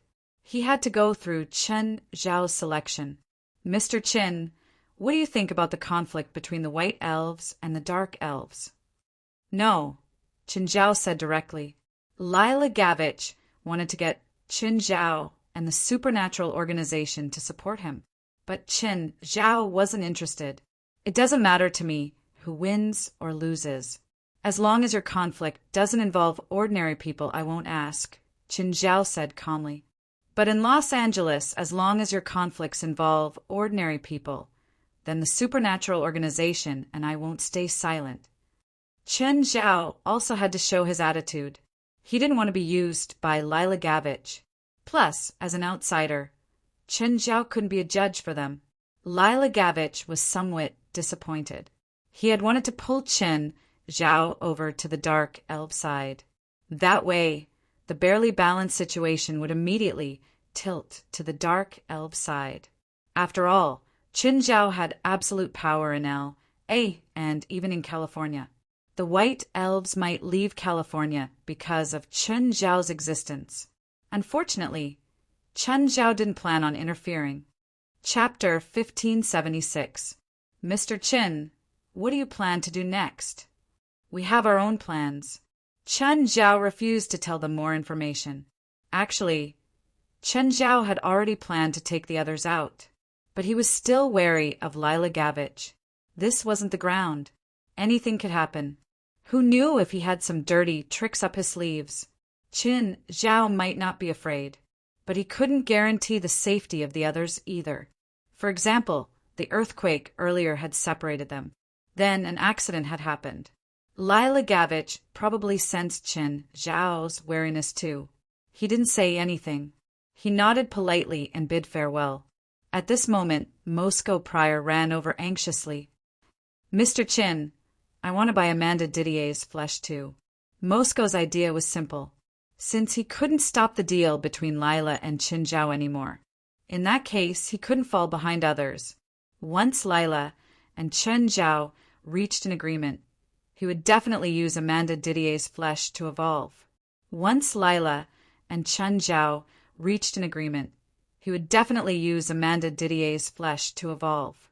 In terms of high elf bloodline, the White Elves obviously had more, and the White Elves had always had an absolute advantage in this aspect. But if Lila Gavich used Armand Dill's flesh, he would evolve into a more advanced high elf bloodline. Then the White Elves and Dark Elves might fall into a passive position in the conflict. Don't underestimate the influence of an elf with a high elf bloodline. High elves could suppress and motivate lesser elves because of their bloodline. If there was an all-out war and a high elf was present, the difference in individual strength between the two sides would increase by at least 20%. This was something Moscow couldn't accept. So he had no choice. He had to obtain Amanda Didier's flesh too. But things were different now. In the past, Amanda Didier had been sealed here. It wasn't easy for them, but it wasn't completely impossible. But now, Qin Zhao had killed Amanda Didier. If he wanted Amanda Didier's flesh, he had to get it from Qin Zhao. Forcefully taking it was clearly the stupidest thing to do. Trying to take Amanda Didier's flesh from Qin Zhao's hands by force was no different from suicide. It could even lead to the extinction of the White Elves. This could be seen from the battle between Qin Zhao and Amanda Didier. Qin Zhao was definitely not a kind person. What can you give me? Qin Zhao did not reject Mason's request. He did not belong to any faction of the White Elves or the Dark Elves. So, if he could accept Lila Gavik's deal, he could also accept Moscow Pearl's deal. Whatever price the Dark Elf is willing to pay, I can also pay the same price. Mason didn't seem to know about Chen Zhao's wealth. He thought that Lila Gavik had just bribed him with money. He's not paying for it, Chen Zhao said indifferently. Plus, he can't give me a second price. Moscow Prior wasn't stupid. In fact, he was a rather outstanding leader among the White Elves. Thus, he quickly understood that the deal between Chen Zhao and Lila Gavik was probably some special condition or some kind of exchange of benefits. Mr. Chen, what do you need? Or do you have any requests? As long as I can do it, I won't refuse. Chen Zhao smiled and shook his head. I don't know what I lack. Mason Prior was the biggest farm owner in California. He should be very rich. He might even be richer than Chen Zhao. Regardless of whether it was Chen Zhao or Mason, most of their assets were actually valued assets. It was not that they really had that much money. In terms of cash flow, Chen Zhao felt that he should have more than Mason. Of course, if Chen Zhao was willing to sell his beer factory shares, he could definitely sell them for a sky-high price. Mason's expression was troubled. Mr. Chen, we can discuss. At the moment, he could not think of what he could offer that could attract Chen Zhao. When you think about what you can offer, come and talk to me. Chen Zhao turned around and walked over to the members of the association. Gaia, how are you? I'm a bit exhausted. I can't transform into a fire dragon for a while. Gaia was a bit out of breath. It seemed that she had been badly injured. Let's leave here first, Chen Zhao said. President, what exactly happened when I was unconscious? Jalanash still couldn't get it out of her mind. No one explained the situation to her. But Jalanash still felt that she might have caused it. They did not tell her because they did not want her to feel burdened. After all, Jalanash had almost killed Gaia and seriously injured her. Let's go out first, Chen Zhao said. It's not a big deal. Chen Zhao did not think that it was a bad thing. After all, this battle had made everyone realize where they were lacking. Anyway, it did not cause any serious or irreversible consequences. Chen Zhao planned to take them back the way they came. Just then, Lila Gavik walked over again. Mr. Chen, is there anything else? Can I leave with you? Lila Gavik asked awkwardly. Why? If I leave from the way I came in, I'll die at the exit. Lila Gavik knew Moscow Prowl would never miss such an opportunity. Of course. You can say that I'm paying you. Sure. Chen Zhao nodded. Everyone had followed him down this time with the thought of treasure hunting. Now that they had not found the treasure, it would be good to earn some extra money. Seeing how close Lila Gavik was to Chen Zhao, Mason was displeased. But he did not show it in front of Chen Zhao. Instead, he left with Undine, Bao-Er, and Bader. He was actually worried that Chen Zhao and Lila Gavik had reached some kind of agreement and left them all here. President, can you find the exit? Maybe I can try a new method, Chen Zhao said. Everyone looked at Chen Zhao curiously, wanting to know what the new method was. Chen Zhao closed his eyes. The dark lava under his feet began to spread in all directions. However, the dark lava did not spread in a flat way. Instead, it spread in lines. Countless lines extended out from under Chen Zhao's feet. If Chen Zhao's dark lava spread out completely, it would cover an area of around 10 square kilometers. However, 10 square kilometers was only a drop in the ocean compared to the underground world they had explored so far. If they turned the entire surface into lines, they would be able to explore much more. Chapter 1577. The lines formed by the black magma were black. The longest was more than 200 kilometers. Finally, Chen Zhao opened his eyes. Okay, I found the way.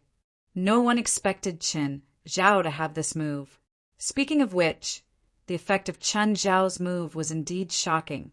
But to Chen Zhao it was very useless, unless Chen Zhao was deep in a labyrinth-like area. Otherwise, this move was basically useless. Of course, it was also a good way to find people. This time, they didn't take the same path they'd come from. They came to a lava lake. It wasn't the one Qin Zhao had seen before. Right at this moment, an extremely sharp and resonant cry of a bird rang out. Everyone looked up. There was a huge beast hiding on a rock hundreds of meters above the lava lake. It was a bird, a huge bird almost 100 meters long.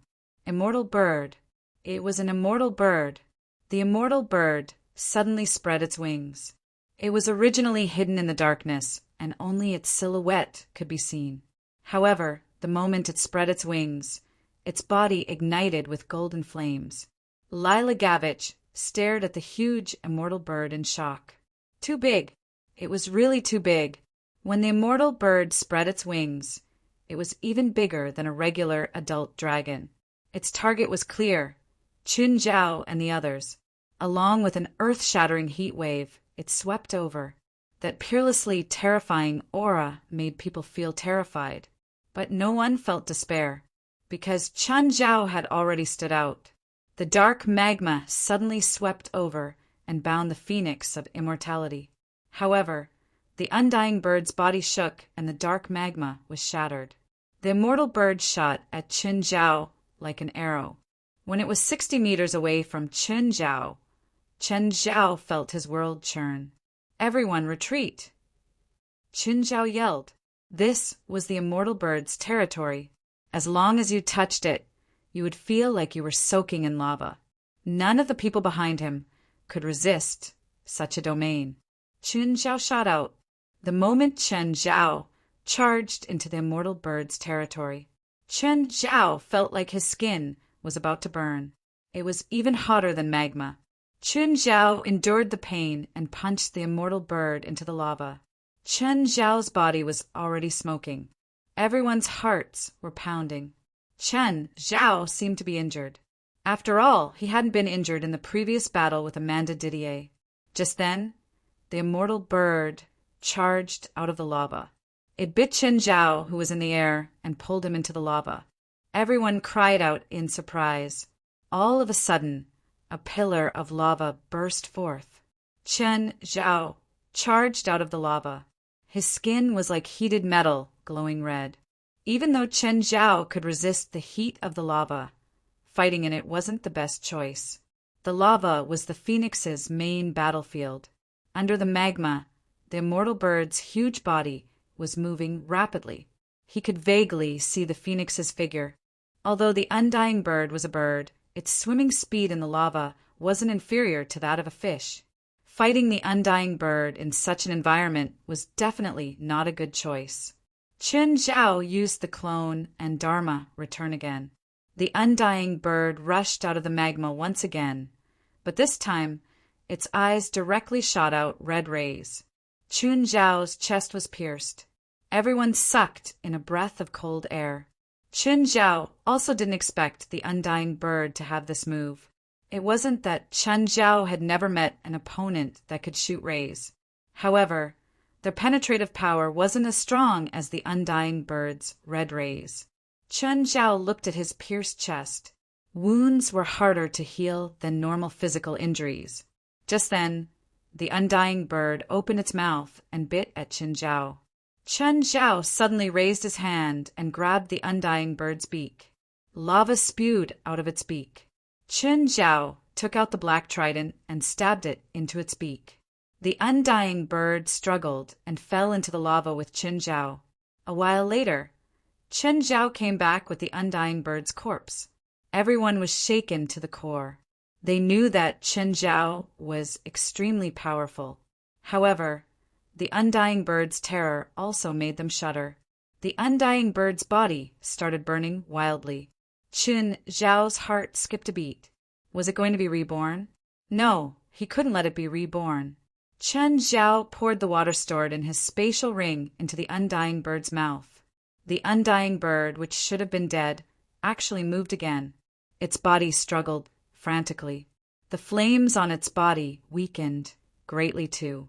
Green smoke kept coming out. Qin Zhao pressed down on the undying bird's head. Finally, the flames were extinguished. Its golden body eventually turned dark red. His wings, which were originally shiny, were now dim and lifeless. Undying bird! Great, undying bird! Ruan Faxben exclaimed in surprise. Without a doubt, he would have a chance to get the materials from the undying bird when he returned. Just like the dragons, the undying bird was also full of treasures. Chen Zhao had forced Ruan Faxben to join the supernatural organization. Even if he was kicked out now, he wouldn't leave. No organization in the world could provide him with such abundant and precious magic materials.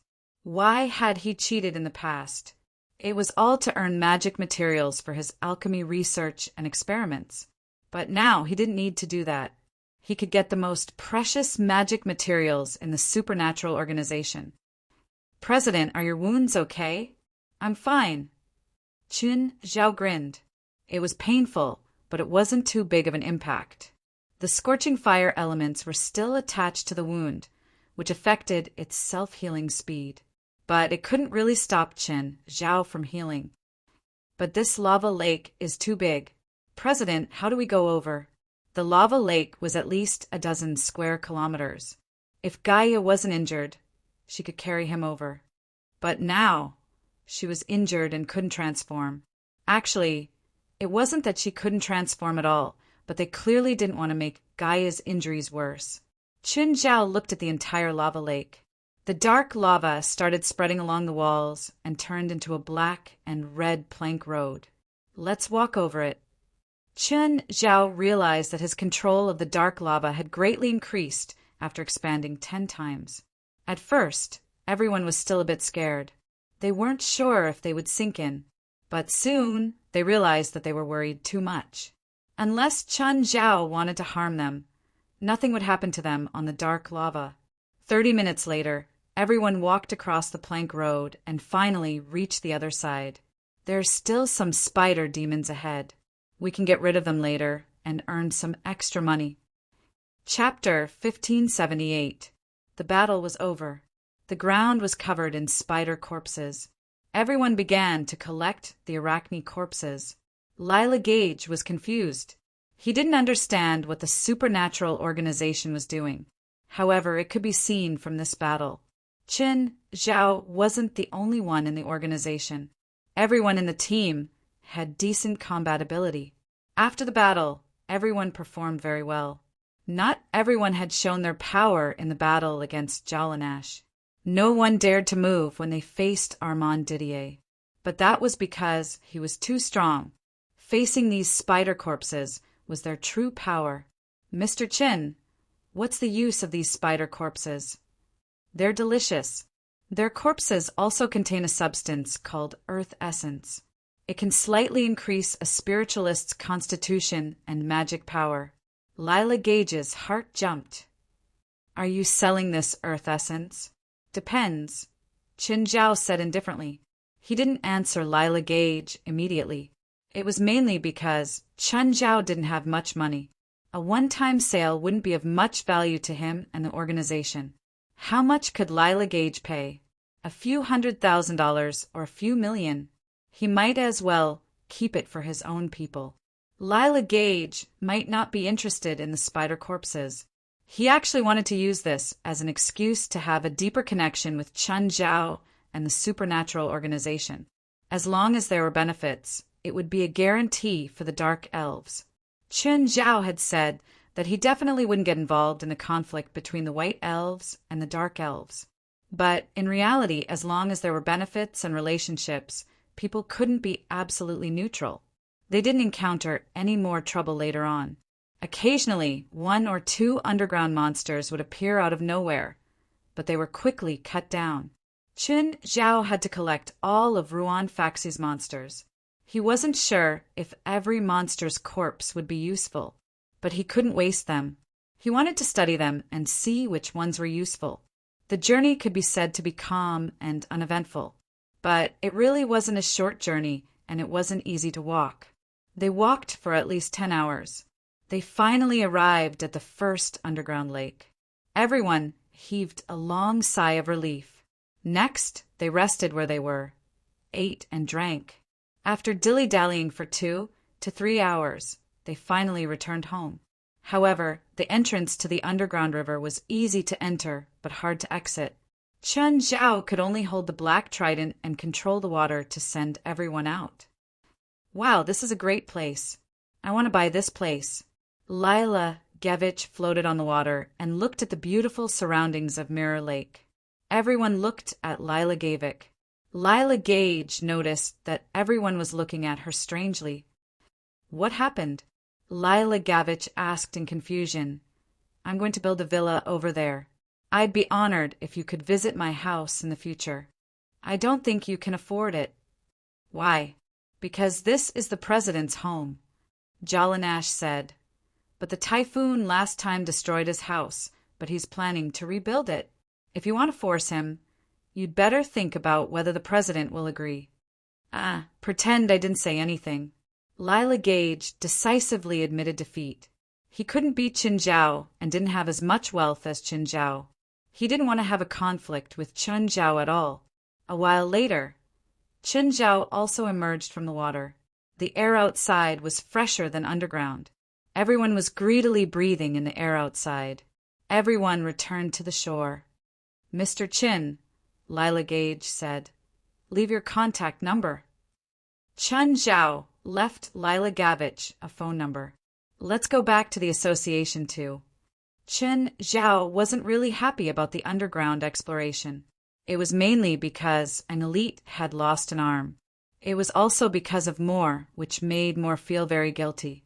Although an elite had been comforting Moore, he also said that Moore could stop working at the insurance company. But Moore could tell that an elite was comforting him. The people in the association heard that they were back and were all waiting in the building. Everyone got out of the car. West immediately walked up to them. An elite, your arm. It was an accident, an elite said, smiling honestly. Move aside, Qin Zhao said. Everyone looked at Chen Zhao, not knowing what he was going to do. Qin Zhao took out the huge body of the phoenix. Everyone who hadn't gone underground was shocked. Everyone, work hard today and cut up the phoenix's body, Qin Zhao said. At the same time, extract the essence of the earth from the phoenix's body. Back then, Qin Zhao had absorbed the phoenix's earth essence and achieved clear sky and earth perfection. Therefore, Chen Zhao wanted to leave a backup plan for the association in case anyone reached this step in the future.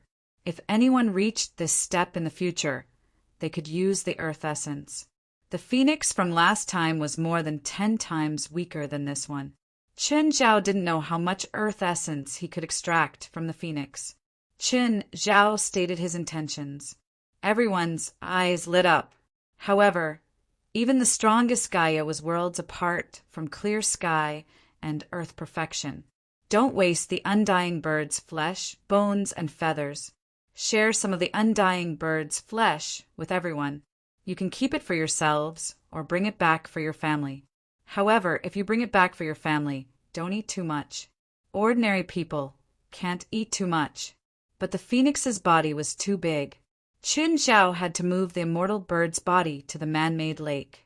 Even so, the headquarters still reeked of blood. Everyone in the headquarters came out to help. A few normal people set up a barbecue rack and helped them cook. These normal people were the subordinates of the gang leader, Seely Dirk. They were basically completely integrated into the association now. Although Chen Zhao had said that he would imprison them for life, they were actually outer members now. It would be fine if Chen Zhao had killed them on the spot, but it wasn't so easy to imprison them forever. After a while, apart from some restrictions, they still had a lot of space to move around. They were also given salaries. At least, it was more than what they could earn outside. It was also more stable. Moreover, after coming into contact with him for a long time, they were now at ease with their duties. Of course, the main reason was that they didn't dare to go against Qin Zhao. In the association, Chen Zhao was truly like a demon king.